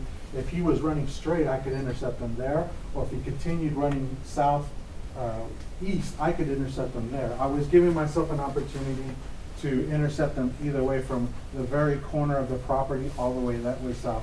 But if you're going to intercept him going here, how would he go? How would he travel this way? Because you're on this road, so you know he's not on this road, right? Correct. And this is the north side of the school, so you know he's not running around the school in the north, right? Well, I knew he was, I don't know where he was at. I knew that he was in the general vicinity of this area, because I could hear rounds going off, but I wasn't sure exactly where. Does that make sense? Yes, sir. Well, I mean, it makes sense what you're telling me, but I'm not sure. You're asking me if how would I intercept him if he was in, well, that's, I mean, what you're saying is that's exactly why I ended up this way, coming around this way, because we were running through the breezeways trying to intercept him. Okay. But if someone says, I'm running towards the school, you came around as if they were running through the school, and you kind of Correct. said that a little bit, Yes, right? yes. So had you contemplated that this person, whoever they were, wherever they were, was going through the school? No. Okay. But you knew he's not here, so the only other thing is it could be either here or through the school. Those are the only other options, right? Yes, sir. And the So, reason, okay. the reason I'm telling you is because, like I said, I'm already positioned here, and the only thing to do is to intercept him. I'm trying to intercept him as he's going through the school. I'm gonna ask you a question. So you have this covered. You have line of sight, and you've seen this, and you see nothing here. Correct. If someone's running to the school, they're either gonna run into the school or this way. So I'm asking, and try to remember what you were thinking. Why wouldn't you drive this way and make another assessment and try to see this person? Well, because again, when they were saying he's running to the school or through the school, I was anticipating to intercept him that way. So if someone runs through the school, that means they have I to was go into. I was still gonna run through. I was gonna work my way through, which I did, pass through the school. But because there's a difference, through or towards the school. If someone's Yeah, there running is. through the school, they There would is, have. and that's why I'm saying I couldn't hear from that distance. I'm getting gunfire, and then I'm also having people yell at me. I have officers down, and I'm trying to get as much information as I possibly could. Got it. But still, you didn't make the decision to do this and No. drive to the, right? But that could have been a decision somebody Could have could have been, made. yes. Where you would drive closer, move up, go towards the shooting, because this jury and the government's made a big deal about training and officers. Mhm. And the training is that you always run where? Towards the shooting. Yes. Towards the shooting, and the Yes. shooting was over here. But and again, I'm not saying you should be No. prosecuted, by the way. I'm not saying any of that. I'm just saying, but you and the other two officers did not go towards the shooting. What we did do was towards the shooting. My whole intent was to, again, I'm not just driving because I want to drive or I'm hearing. I'm also being told that he's running through the school or to the school. So the only option is either he's running east or he's running south. So my best advantage point would be here so that I can intercept him one way or another. That was my intent. Okay, I understand.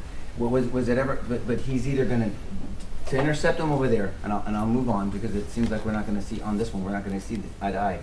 He either has to go through the school or go this way, right? That's Correct. the only other way because he's not going to jump the school, and he's not here because you have line of sight here, correct? Correct. Okay.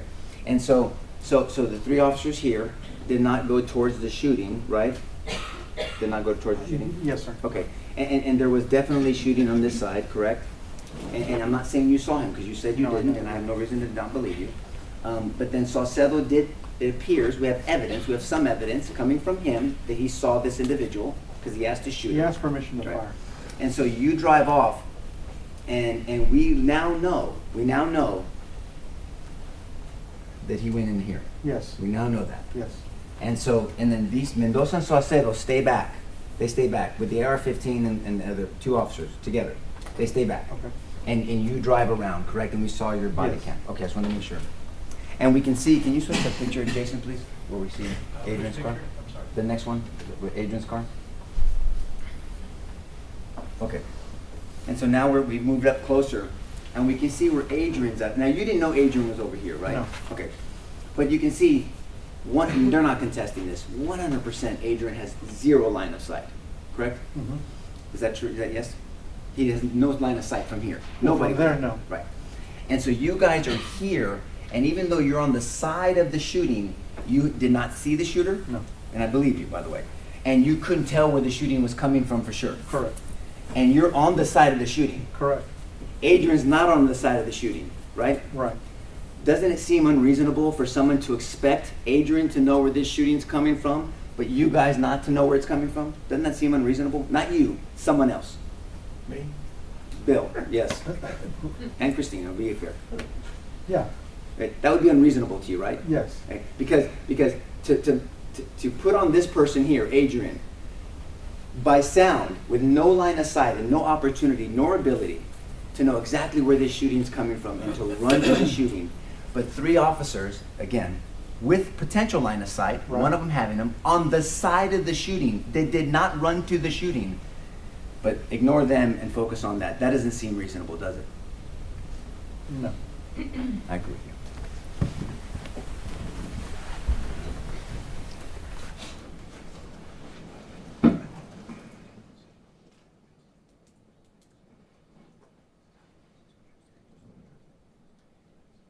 And in fairness to you, Sarge, at that time, I want to make sure that I get the right terminology because you said something.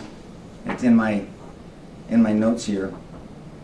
You were talking about the bailouts and how you had just a tremendous. We were getting hammered with bailouts, is what you said. Yes, sir. Right? And so everybody, and this is just a reality, everybody was computing bailouts. I mean, even some of the people that were testifying, I mean, it's like, well, it's another lockdown, it's probably a bailout. Everyone was thinking bailouts, right? The possibility was there, yes, it would have been. And if somebody was going to shoot, it was to get away from officers because they were doing a bailout, not because they're going to commit a mass shooting at a school. Yes, sir. And again, in fairness to you, and that's why you were trying to intercept, because you're thinking it's someone bailing out. It didn't even cross your mind, whether people can disagree whether that's reasonable or not, but it didn't even cross your mind that this person was going to go into the school and shoot it up. No. Now, you understand other officers would disagree with you, right? Sure. But you're just saying what you were thinking at the time. Well, not so much only what I was thinking, but the information that I had received at the time as well.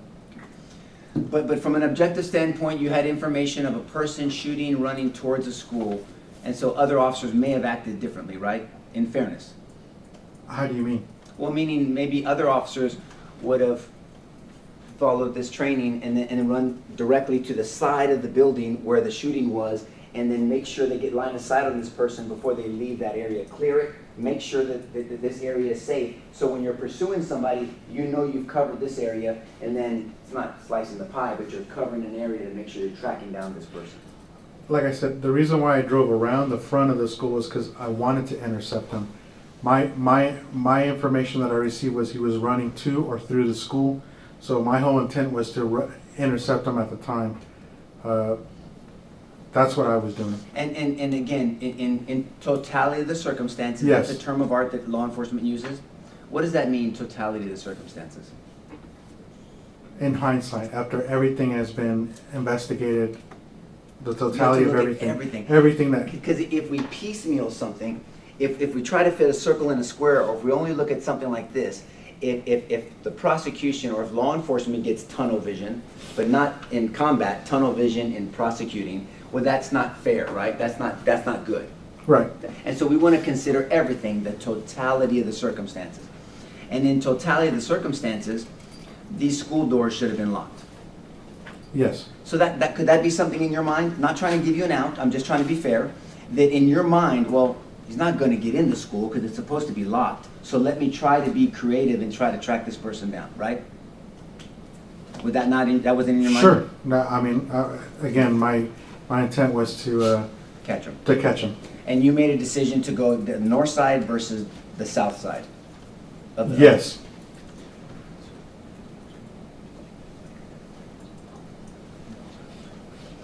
And you had two frantic witnesses yelling at you, right? yes, I mean, you had two frantic with weapons, and one of them asking to shoot somebody, telling you information, correct? yes, And you still made different decisions.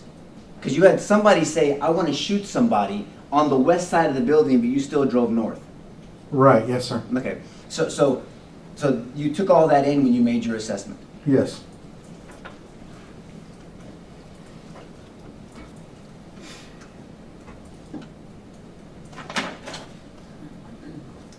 Um,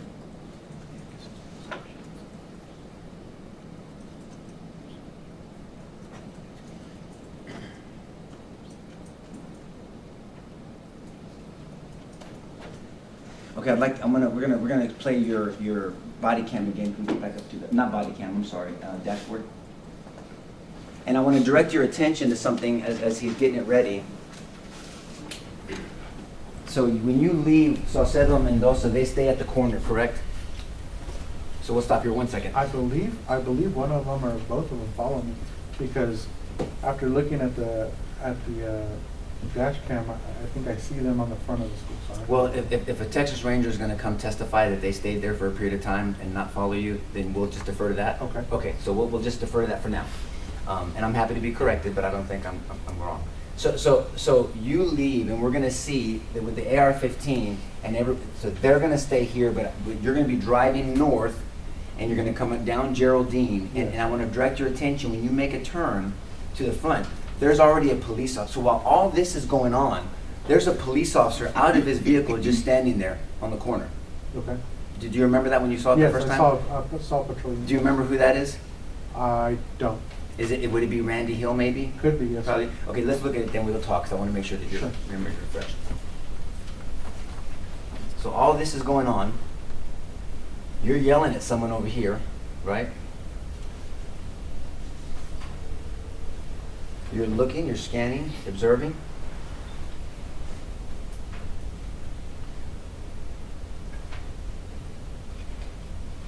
He's moving up to get behind the frame of his car, right? Okay. He moved up in a triangle, and you're driving off. Yes, sir.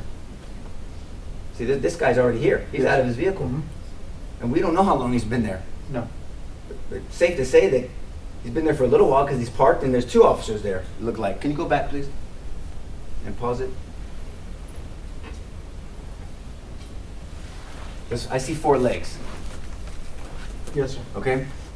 And they're on the passenger side, so they've been here for some time. Some period of time. I'm not saying an hour, but some time. Maybe a Right. couple seconds, yeah. Well, okay, well, I'm going to argue more, but I'm just saying they're here parked there. And if there's a call that comes in, shooter running towards the school with a gun towards the school, can you think of any tactical or training reason why they would park on the corner and just stand there? I don't know what they were doing. I don't know what they heard. I know, that wasn't my question. Okay. But my question was, can you think of any tactical or logical, reasonable reason why after that call, even though it wasn't even the full call that Mr. Limones put out, what he tried to report, why these officers would be at that corner, and it seems like they've been there for a while, and just stand there? No. It doesn't make sense, right? But they're not sitting in that chair, are they? These No. guys? No. Okay. But they're there for some period of time, and they're not running to the school, right? And I guess the government can call them if they do or don't, but we can ask them what they heard and why didn't they run to the gunfire, Yes. correct? But they didn't do it. We can see that. Right. Okay, can you please play it? But you are. Look at you. You're going quickly.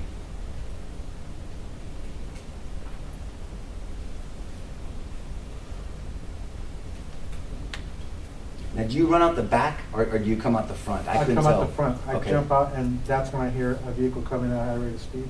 I could hear it down the, and then Chief out on the pool side. Who's that? Chief. Okay. Where are you at this time? I was trying to figure that out myself. Yeah. Can we pause, please?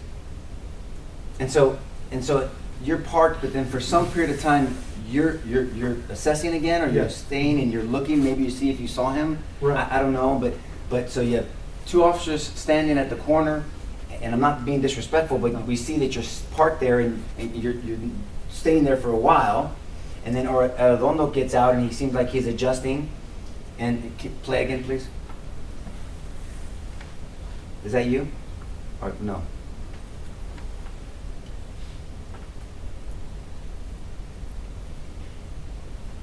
Well, I see that's me over there. Here? No, in the front. Okay. Can we pause, please? Now there's a number of officers here, right? And not all of them run with you and the chief. I believe that's Officer Salcedo. No, I understand that, but none of these people make it into the building with you and the chief. Not that I'm aware of, no. Right. So they obviously weren't running into the gunfire either. I don't know what information they have. But if they were with you, then they would have been, I mean, and ahead of you was Paige and Adrian. Yes, Ahead of you. yes. But these people weren't behind you, so they didn't follow you to the fourth grade building. They didn't follow me in Chief, is that what you're? Yes, sir, that's what I'm Okay. saying. And so my point is, they weren't running to the gunfire, obviously. They were doing something else. The gunfire was at the fourth grade building? Yes. And Well, the west building that was on the west side of the fourth. that's the fourth grade building. The west side, south side, east side, north side. So, Okay. but these officers, they're not with you, chief, and they're definitely not with Adrian and Sergeant Page, right? Right, yes. Now, other officers come in from the other side, but there's a number of officers. Can you keep playing, please?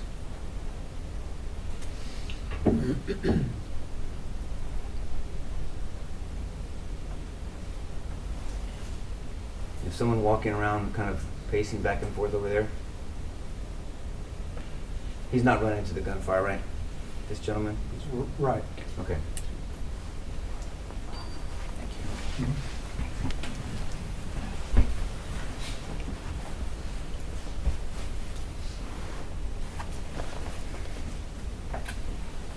And so you know that, and then at some point, matter of fact, at 11:32:59, let's do 11:32.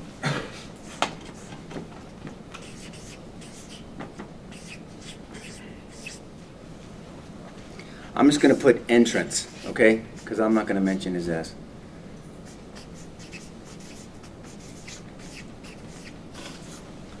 This is when this is the entrance, right? Okay. At 11:32:59,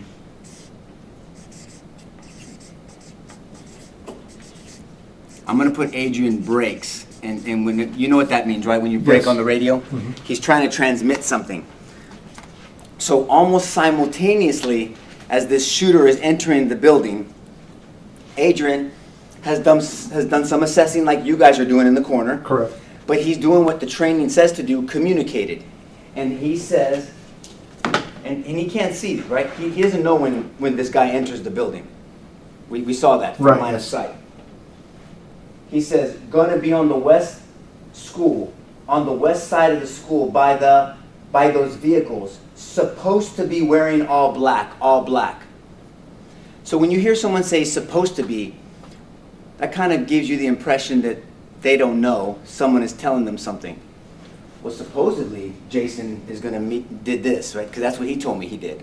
And that's consistent with how Adrian was relaying messages, right? Yes, sir. You know now that he was with a special ed assistant aide, right? Melody Flores? Do you know that now? Yeah, he mentioned something about being with a teacher, right? Right, so yes, in the investigation. Yes. And so he's dealing with the teacher, a frantic individual, kind of like Mendoza and Saucedo were frantically, you know, everybody's frantic. This is, Yes. I'm not ragging on that, that's reality. And so he's dealing with her, trying to get information. 50 seconds earlier, when he heard shots fired, didn't give a description of where they were coming from, right? We heard the dispatch. Right. Because you can assume he didn't know because he can't tell where they're coming from, right? Fair enough? Fair enough. And then he gets in touch with Melanie at this scene, and he's taking cover like you guys were. And then he's getting information from her. And she's saying things, and you didn't hear her testimony, whether she said south building, west building, running this, and he's trying to take it all in. Yes. And then as soon as he gets a picture of what he thinks is going on, he relays it to everybody, right? Yes. But unfortunately, it's not his fault, but unfortunately, it's almost at the same time as this person is getting into the building, right? Sure. He can't see him, but he's relaying the information. Supposed to be wearing black. Supposedly wearing black, right? You heard that. Yes.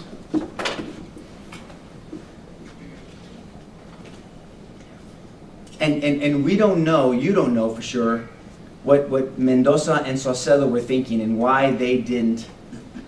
Can you put this back up, the first one? This one, or the The other one one? before, please. You don't know why, we're hearing your thought process. Yes. But we just don't know why Mendoza and Saucedo, especially someone who saw the shooter, didn't go to the shooting. But not just go to the shooting. You don't have to guess. You saw that he saw the shooter.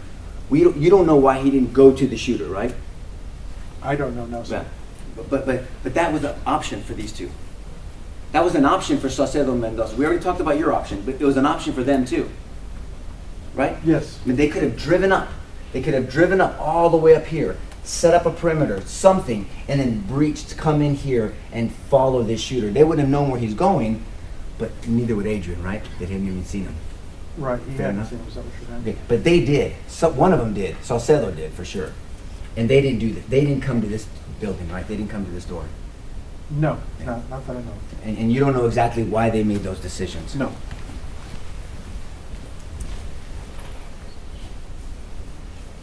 But in talking about school safety, you know, it's policy. It's policy that these school doors have to be locked. Yes, I mean, that's usually what happens is all the schools are the exterior doors, interior doors are locked. And as we said earlier, time is always of the essence in these situations, right? Yes, sir. And so if somebody is coming to a door and they have bad intentions, and there's officers, you wouldn't have known, but there's officers line of sight on this person.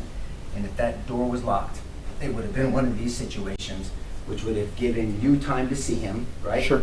Saucedo more time to reassess his decisions, and Mendoza to pick his head up and at least do something. Somebody could have distracted, deterred, delayed, or stopped that guy from Yes, getting sir, the could have, building. yes, sir. One of these three, including yourself, one of these three that had line of sight could have stopped. If that door was locked, it would have given you precious time to make a better assessment and for Saucedo to act. For sure, yes, sir.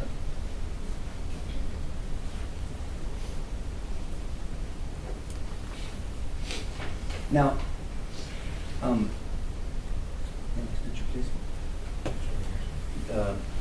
we see Adrian's car? Yes. Would you agree with this, Sarge? That's fine. That's fine, Jason. We'll do both. That in the initial call, someone's running towards the school with a gun and shots have been fired. Adrian goes into the eye of the storm. Would you agree that this is a lot more dangerous than being over here? Sure, yes, sir. So So Mendoza Saucedo set up perimeter out there for whatever reason. You just respond to what you saw. But Adrian didn't set up out here, right? He drove into the eye of this. He's driving into a shooter running towards the school. Where does he drive towards? He drove into the school. Into the school, right? And so he's here. So he's placed himself in danger, correct? Yes. And he's making his assessments, and we've talked about that already. But then at some point, you know, and we can look at the videos, Sure. because we can see on the funeral video, that at around 11:33, Jason? 11:33:07? What is it, Michelle? 11:08? 33:08? Are you talking about Page? Page. Yeah, 11:35:07. Okay. He's driving up, right? Because your body cam turns on at 11:35:10. Mm-hmm. That's going to be important. But at 11:35:08, Page is driving up, right? Right.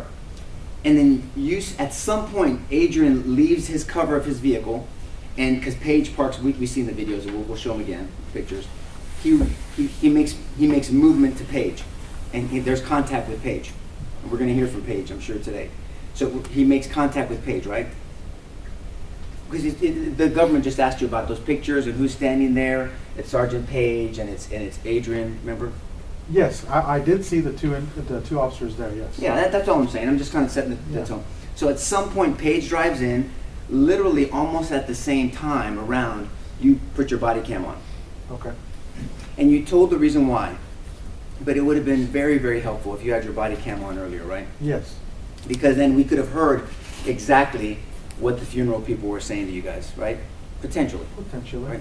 We would have heard Saucedo, and maybe he said more than just, I see him, I really want to, he could have said other things, we don't know. You just remember him saying, I think I see him, I want to shoot. Permission to shoot, Yes. right? We could have heard maybe potential what Mendoza was saying, right, and what he was thinking. Potentially. And then heard shots. Yes. And also, you know that Officer Jesus Mendoza had a body cam also. Yes. Okay. And so we're hopefully going to see those. But do you know now that Mendoza's body cam wasn't turned on the corner also? Do you know No, that I now? don't. You don't know that. Okay, we'll let that come about. So, but at some point we see you running up. Yes. And Adrian has made he's left his cover of his car and he's come to meet because he sees Paige, right? That's backup. And he comes and sees Paige and they meet up here.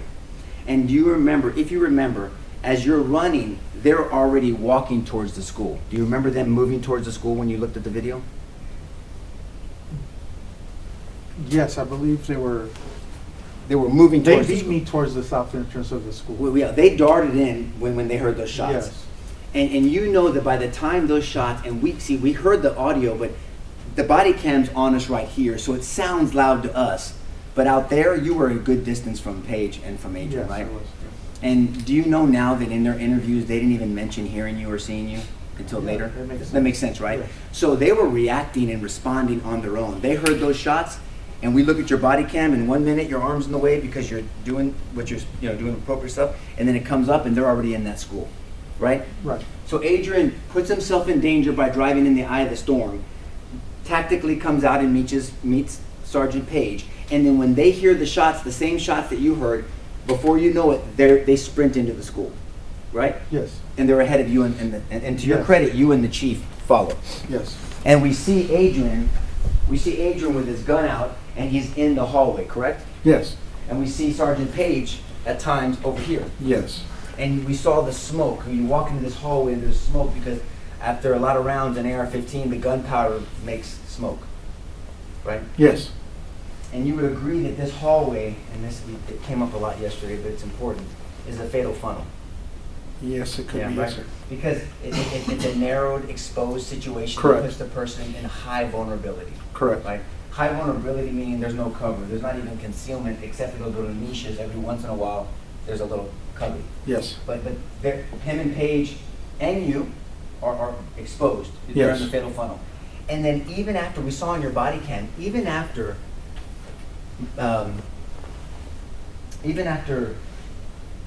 Hernandez, who got shot in the head? Lieutenant Martinez. No, sorry. I knew it. Lieutenant Martinez got skinned. Even though he got skinned, you saw Adrian didn't move. He didn't run out the back. No. He stayed in the fatal funnel. Yes. Because that person could have done this and could have done this. I mean, it's that easy. It's like bop, bop, bop, bop, bop, bop, and people are dead. But Adrian didn't move. Right? Right. he remained in danger by being in that school. Yes, Is that fair? And so did you, right? yes, And so did Sergeant Page. yes, And Martinez has already been injured. yes. And tactically, and I think we'll ask Sergeant Page, but him yelling to the other side, even though I know his heart wanted to check on Martinez, tactically that was not a good decision. No, Right, because now you're notifying the shooter that you have people on this side. So there could have been a scenario where this guy thought, I'm outpowering these people, and he would come out with his weapon, and then that would have given you, Adrian and Paige, an opportunity to shoot. could have, yes. Right, but so Paige, and I'm not ragging on him for it, him yelling out was not tactically sound for that circumstance. I don't know. I mean, yeah, given your position is Yeah. tough to do, but I understand why he did it. I do too. I mean, he cares about Martinez, but I mean, I'm just saying you don't want a shooter to know where you're at. No, you don't. Element of surprise is a big deal. Yes, And so he does that, and Adrian stays in that hallway. yes, And the only time that Adrian leaves that hallway is when the chief tells him, you can hear Adrian saying, "Are you breaking? Can anyone break from in here?" Right? yes, Can anyone's radio work? Is what it translates to. And no, so the chief, and you heard the chief say, call SWAT. yes, And so the only time Adrian leaves danger is when the chief tells him to go outside and call for backup, yes, sir. for call for heavier power, because now we have a barricaded individual. Right? Yes, sir. And you heard at some point, people didn't even know if kids were in these classrooms, right? I can tell you, I didn't know. You didn't know. But you can hear Adrian is calling also. People are trying to call the front office. Yes. Are there classes in, right? You can see on my body cam, yes, I'm doing that. Yeah. And the reason why is two things. Number one, because that school does not have a designated officer. Police Not to officer. my knowledge, no. Adrian was assigned to the high school. Yes, he was. That's why Adrian is even asking, where is the fourth grade building? He asked somebody else, right? That makes sense to you. Makes sense, yes. And so everyone is trying to figure out, not everyone, I don't want to be hyperbolic, but Adrian and yourself and maybe one other person are asking, are there kids in these classrooms? Yes, Another factor is because there was a special day, it was end of the school year, yes, and there was award ceremonies going on. yes, sir. We had heard of award ceremonies going on in the high school, Yes, I believe the high school was doing a picnic or something. yeah, at Mexican Park. Yes. That's a slang, that's what you guys call it, Mexican Park. And then over here, there was award ceremonies going on in the middle school as well. Yes, sir. Elementary school, I'm sorry. Yes, sir, elementary school. And so that's another reason why people were asking, are these classrooms even full? Yes, sir.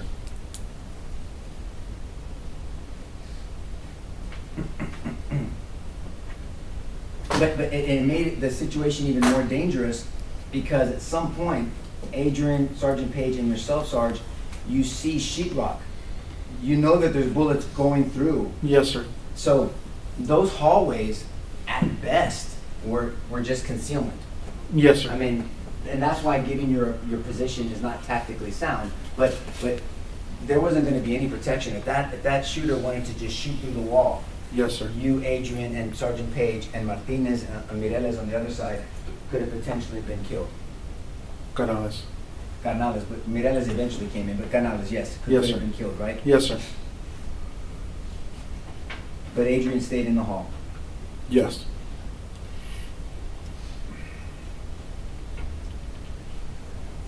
And we noticed that all the other people that we saw on your dash cam, the ones behind you, they didn't end up in the hallway, right?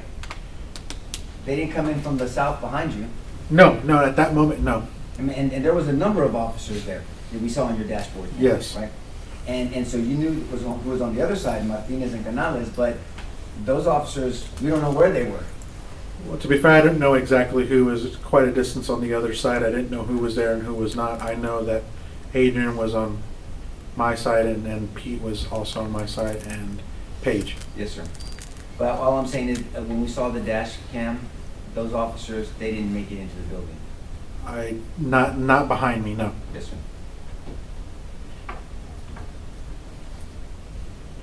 Do you remember when the government asked you that calling SWAT is opposite of confronting a shooter? Do you remember that question? No, You don't remember that question? I don't. Well, then I'll remind you of the Sure. question. The government, Bill asked you, Mr. Turner asked you, calling SWAT, that's opposite of confronting the shooter. He asked you that. Okay. And you seemed befuddled by it. You seemed confused by it. That's a confusing statement question. Would you agree? I was confused by, I know what you're saying now, yes, and yes, I was I mean- confused. Maybe that's probably why I don't remember. Yeah, well, it's forgettable. And so all I'm saying is the fact that if someone's calling SWAT, you're not cowering or running away, you're following orders because you've gone as far as you can go in a circumstance. You've put yourself in a fatal funnel. You've put yourself in danger. You've Yes. drawn your weapon. Everybody is halted because now someone is barricaded. Officers have taken rounds, and your chief says, go call SWAT. That's not someone running away from danger, is it? No.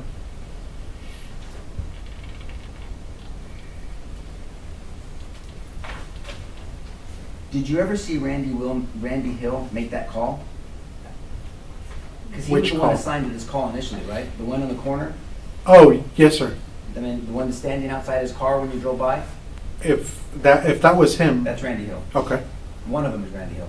Did you know if he ever made the call? Did he ever get to the building? Did he ever? I do not know that. I don't know.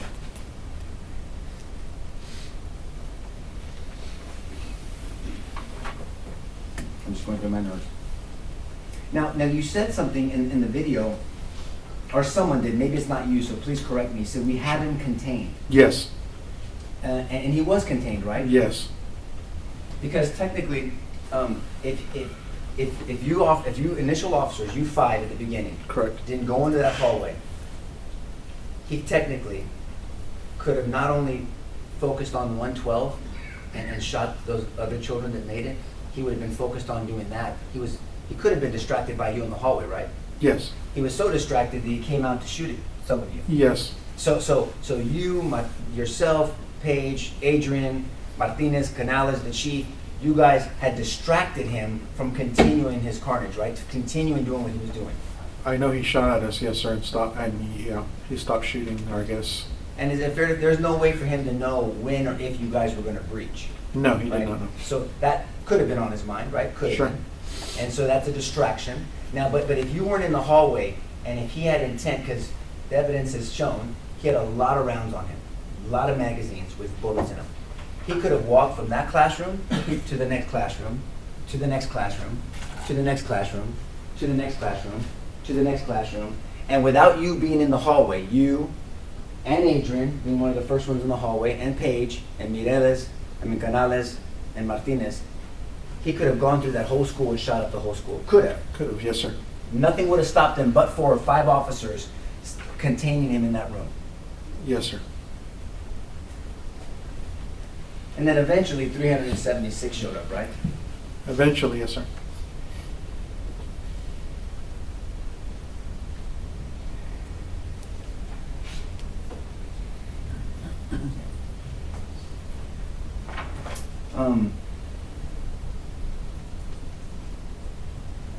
Now there was a period of time in the video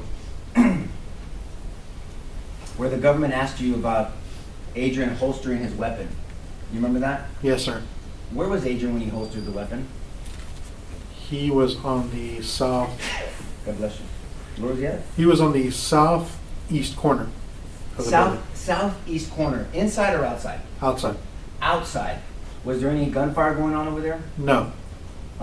Do you always have to worry about crossfire, friendly fire? Yes, sir. So if you don't have a threat in front of you, is it prudent and reasonable and per training that you holster your weapon if there's not a threat in front of you? Yes, sir. I mean, and if you train, I mean, how long does it doesn't take long to I have a jacket on, but I mean, you can just, you can draw a weapon quickly, right? Yes, sir. I mean, so holstering a weapon when there's no threat is reasonable, right? Right. Your weapon was holstered out there. Yes, it was. Now, you said a lot of things out there. You were saying, well, I want to talk about friendly fire before we talk about what you were dispatching and what equipment you were asking for. Yes, sir. And you guys just had to do it. You kind of through your own safety, the wings, everybody runs in.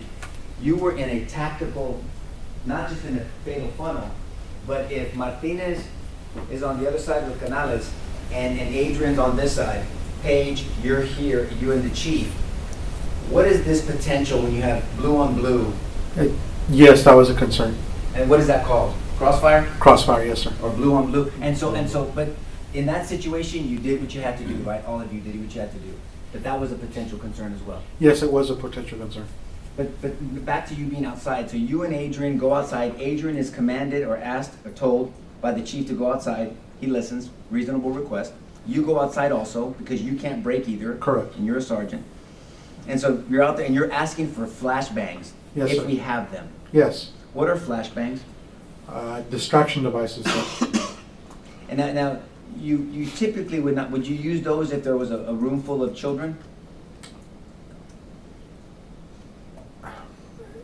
It's hard to say. I mean, what I was doing, I knew that we were gonna have to confront the individual, and I prefer to have a distraction device, Right. given that we just took rounds. Right. Now you didn't know that there was a room full of children, by the way. So No. you want options, right? Is that Correct, a fair statement? yes. So you're asking for options, and the way flashbangs are used is it goes and it creates this explosion. Correct. So a bad guy could maybe be distracted by that, and then you guys could come in, Correct. right, and do something. Yes. And there's all different kinds of ways to distract. Yes.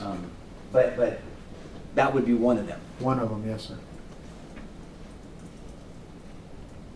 Do you think that, speaking of distract, do you think that Saucedo and Mendoza could have distracted the shooter before he went into the building on the west side?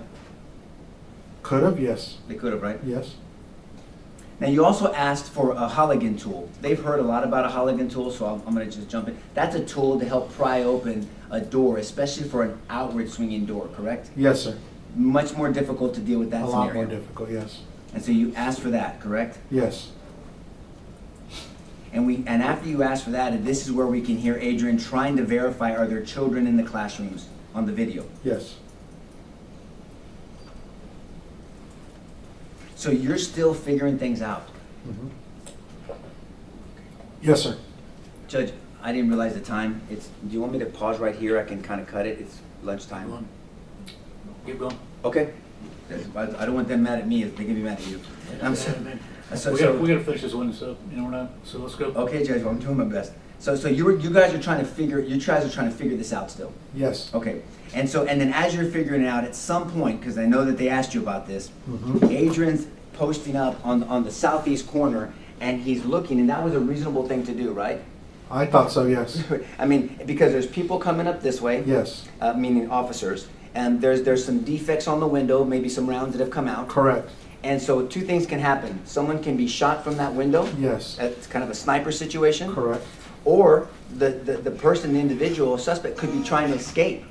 Could, yes. And if they're trying to escape, then that's when you guys would confront them, right? Yes. And so someone, that's truly containing. So once again, he's following his training, taking on the role of containment on the backside, because he Yes. knew the hallway was covered. Correct.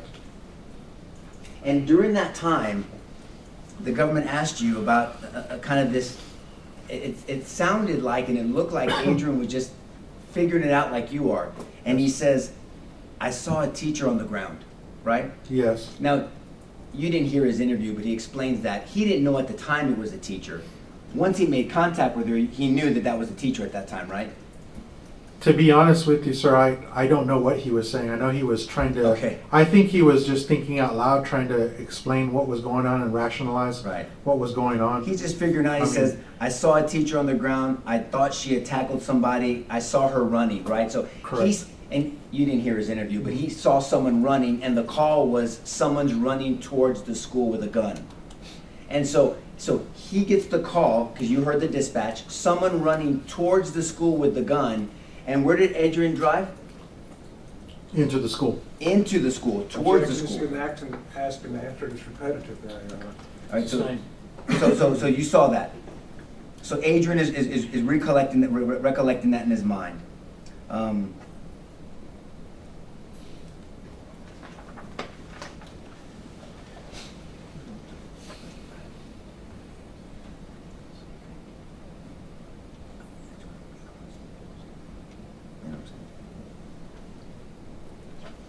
So when you talk about considering, because the government asked you about considering the backdrop, Mhm.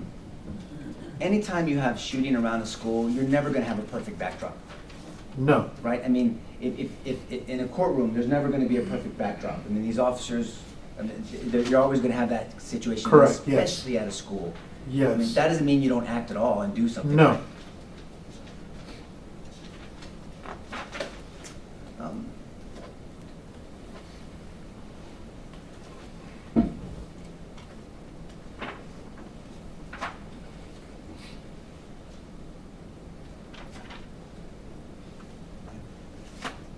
And from your knowledge, you know, and from what you experienced, you saw Adrian act, correct? I'm sorry? You saw Adrian act as you approached at 11:35:10? Yes. He ran into the school? Yes. He stayed in the school, correct? Yes. In the hallway? Yes. And he remained in danger until given further instruction? From what now the we chief. played from the video that we saw, the dash cam, or body cam, yes. Thank you, sir. Pass the witness, Judge. You want me to continue? Yeah. This is the case of the state versus Adrian Gonzales, correct? Yes, sir. And we've been here 2 weeks talking about Adrian Gonzales, correct? Yes, sir. So can we start with Adrian Gonzales that day? Yes, sir.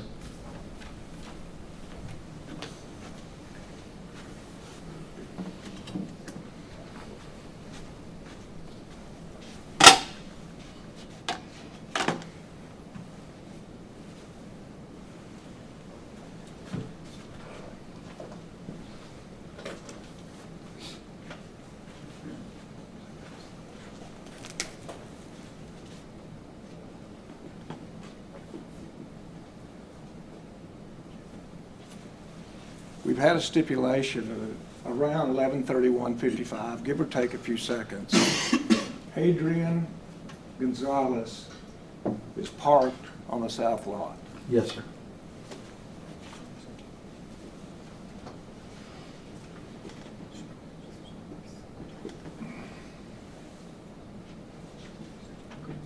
We have a stipulation that the gunman entered the west wing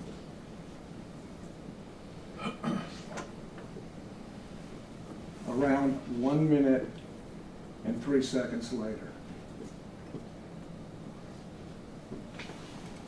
Correct? Yes, sir.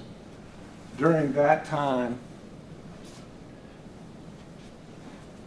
y'all show up about halfway in between that time. Is that correct?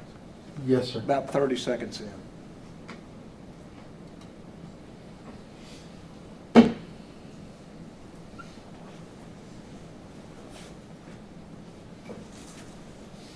And we know from your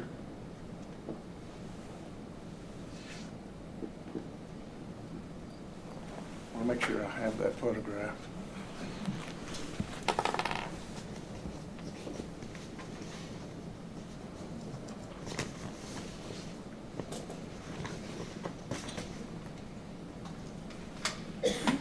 All right, folks, let's go ahead and take an hour for lunch. Get back as quick as you can. We'll see you back in an hour. Remember my instructions. Let everyone rise for the jury. See if you can find the photograph. Okay, so, Tali, you were telling me you thought that the prosecution, the defense had turned this into their witness. They absolutely have. The prosecutor had a chance to make some points. They didn't finish off and really strengthen their case too much when they had Sergeant Coronado up, and the defense has done a phenomenal job of turning him. I feel like we've been listening to a defense witness the entire time. It's really kind of stunning, and actually at one point you were saying, hey, they're done. Just go ahead and wrap it. I think the cross-examination probably could have ended several minutes ago. They made really good points. I think the demonstration has been this is a failure of training, a failure of decision making, but not necessarily criminal activity. Right. And if you're going to characterize it as such, look at all of these other officers who had other opportunities, either similar to or more advanced opportunities than Adrian Gonzales had, and they didn't act. So what are we to determine is actual criminal activity versus an officer just making a decision based on tactics or strategy? Well, and he talks about that, Salcedo and Mendoza had line of sight of the shooter, and Salcedo has an AR-15, wants to take the shot, doesn't take the shot. Right. In fact, asked permission to do so, which he doesn't need to under the law. Could they have distracted, the defense attorney asked, do you think they could have distracted Ramos, the defendant? And he said yes. Had that back door been locked, would that have potentially slowed things down? Yes. There's all these contributing factors that they've now established on the defense side that really damages the state's case. In fact, so much so this morning I was saying that I definitely wanted to hear from Officer Gonzales. I don't know if that's needed anymore. So you wouldn't put him on the stand now? At this point, unless the government, the state can somehow salvage their case and turn things around, I don't know if they need to put him on the stand. Would you even, if you were the defense, would you even put on a case? Would you just say they haven't proved it? You know, the end. Honestly, no. I mean, it really kind of depends on what they put forth. But at this point, I would be concerned if I was the state of the defense calling other officers that were at the scene and further establishing that this was part of a strategy. It was chaotic. These were decisions made within the moment. I don't even know if that's needed necessarily at this point, but that is something they could think about. Well, and they also got him. They talked about how Nico LaHood talked about how there's these 3 officers. They have line of sight, and then he asked, do you think it's reasonable for someone who doesn't have line of sight and doesn't know where the shooting's exactly coming from, like Adrian Gonzales, to be held accountable? And he says he agrees that's unreasonable. Right, which I mean, that's really all you need, right? So from the very beginning too, and this doesn't get talked about all the time, but the tempo, the tenor, the way the cross-examination was handled was so different than the way the state attorney asked his questions on direct. It was very kind of methodical, a little meandering, and immediately right out of the gate, the cross-examination was energetic. He was going at it. He made his points. At one point, he let on several occasions let things slip. I noted one, and he was indicating about Sergeant Coronado being there and how Officer Gonzales was in front of him, and he made a point of saying, "Well, I'm not saying that you should be prosecuted." Oh yeah, I caught that. Which I maybe a slip, maybe that was a little bit of a getting to the subconscious of the jury, saying, "Well, wait a minute here." One of the that star witnesses for the to state. Me. Yeah. So he definitely did a good job. I also thought it was interesting that he repetitively used the language of the indictment. Yeah, that was very smart as well. That was interesting. And then the other thing I thought was he showed these pictures of these 2 officers that had arrived, and they're standing by their car, and they're like, well, they didn't run towards the school, and what about their training, and making that really crystal clear. Yeah, I mean, I think the only way you might be able to salvage this as a prosecutor is that we're not conceding that these other officers also did not act in a potentially criminal way, right? Raise the standard for everybody. This is the officer we have decided to go against because he was one of the first responding. Their failure to act doesn't necessarily absolve them. Right. But then the question out there is, well, how come they haven't been charged? Right. I mean, I would almost say charge them all if you really think this is criminal. And let the chips fall where they may. Exactly. I mean, if this is truly how you believe, and I think the defense is doing a good point, this case is being brought for symbolic purposes only. We talked about it during break at one point. Say Ramos had not died during this, and he was actually apprehended. Would this trial even be happening? Most likely not. They would be trying Ramos. He's the person they would be going after. He is this evil individual who committed a heinous crime. All the attention and the energy from the state would be going towards him. He is not part of the equation anymore, and the state's looking for somebody else to hold accountable. And unfortunately, that's Adrian Gonzales. Yeah. I think so. And it's because in many ways this trial has the feel of you were trying the shooter. Right, exactly. The ballistics, the testimony from parents and teachers, the emotional testimony, that's something you usually see on somebody. And again, we talked about this earlier.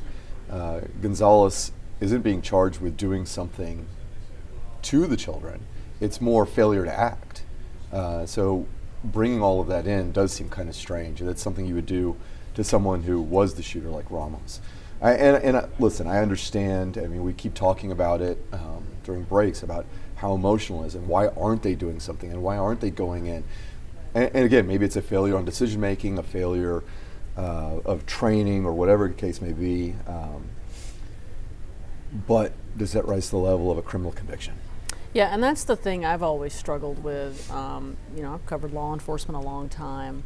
You know, do you criminalize this? And Right. that has been, I've really struggled with that one. And that doesn't mean in any way, shape, or form that I will ever think that the police response out there was okay. But I struggle with that one. And then I struggle with this guy. Yeah. You know, him being charged. I Yeah. mean, because you have a whole lot of other officers out there. That's all right. That's right. And it's. I mean, there was no doubt there was a failure of law enforcement, but so do you put Saucedo on the stand? Do you put Mendoza on the stand if I'm the prosecution? Oof. After seeing what just occurred, I'd be very hesitant to do so. Do you wrap up your case right now? Are you done? They can't. I mean, if I was a prosecutor, you have to find some way to salvage what just happened. You cannot rest on what we just saw. Maybe you put a family member on. Possibly try to pull it back, get back to the emotional heartstrings. I mean, we can't get away from the fear factor. I mean, this was a horrible, horrible tragedy. Right. And you keep going back to a bad decision making or bad training or whatever the case may be, but we can't ever let this happen again. This is how scary it was, this is how sad it was. There's all these families who, I just don't, I don't know. Schools are supposed to be the safest haven we have, right? I mean, our children spend more time at school than they do at home with us. And so you go back and you try to hit that home with the jury.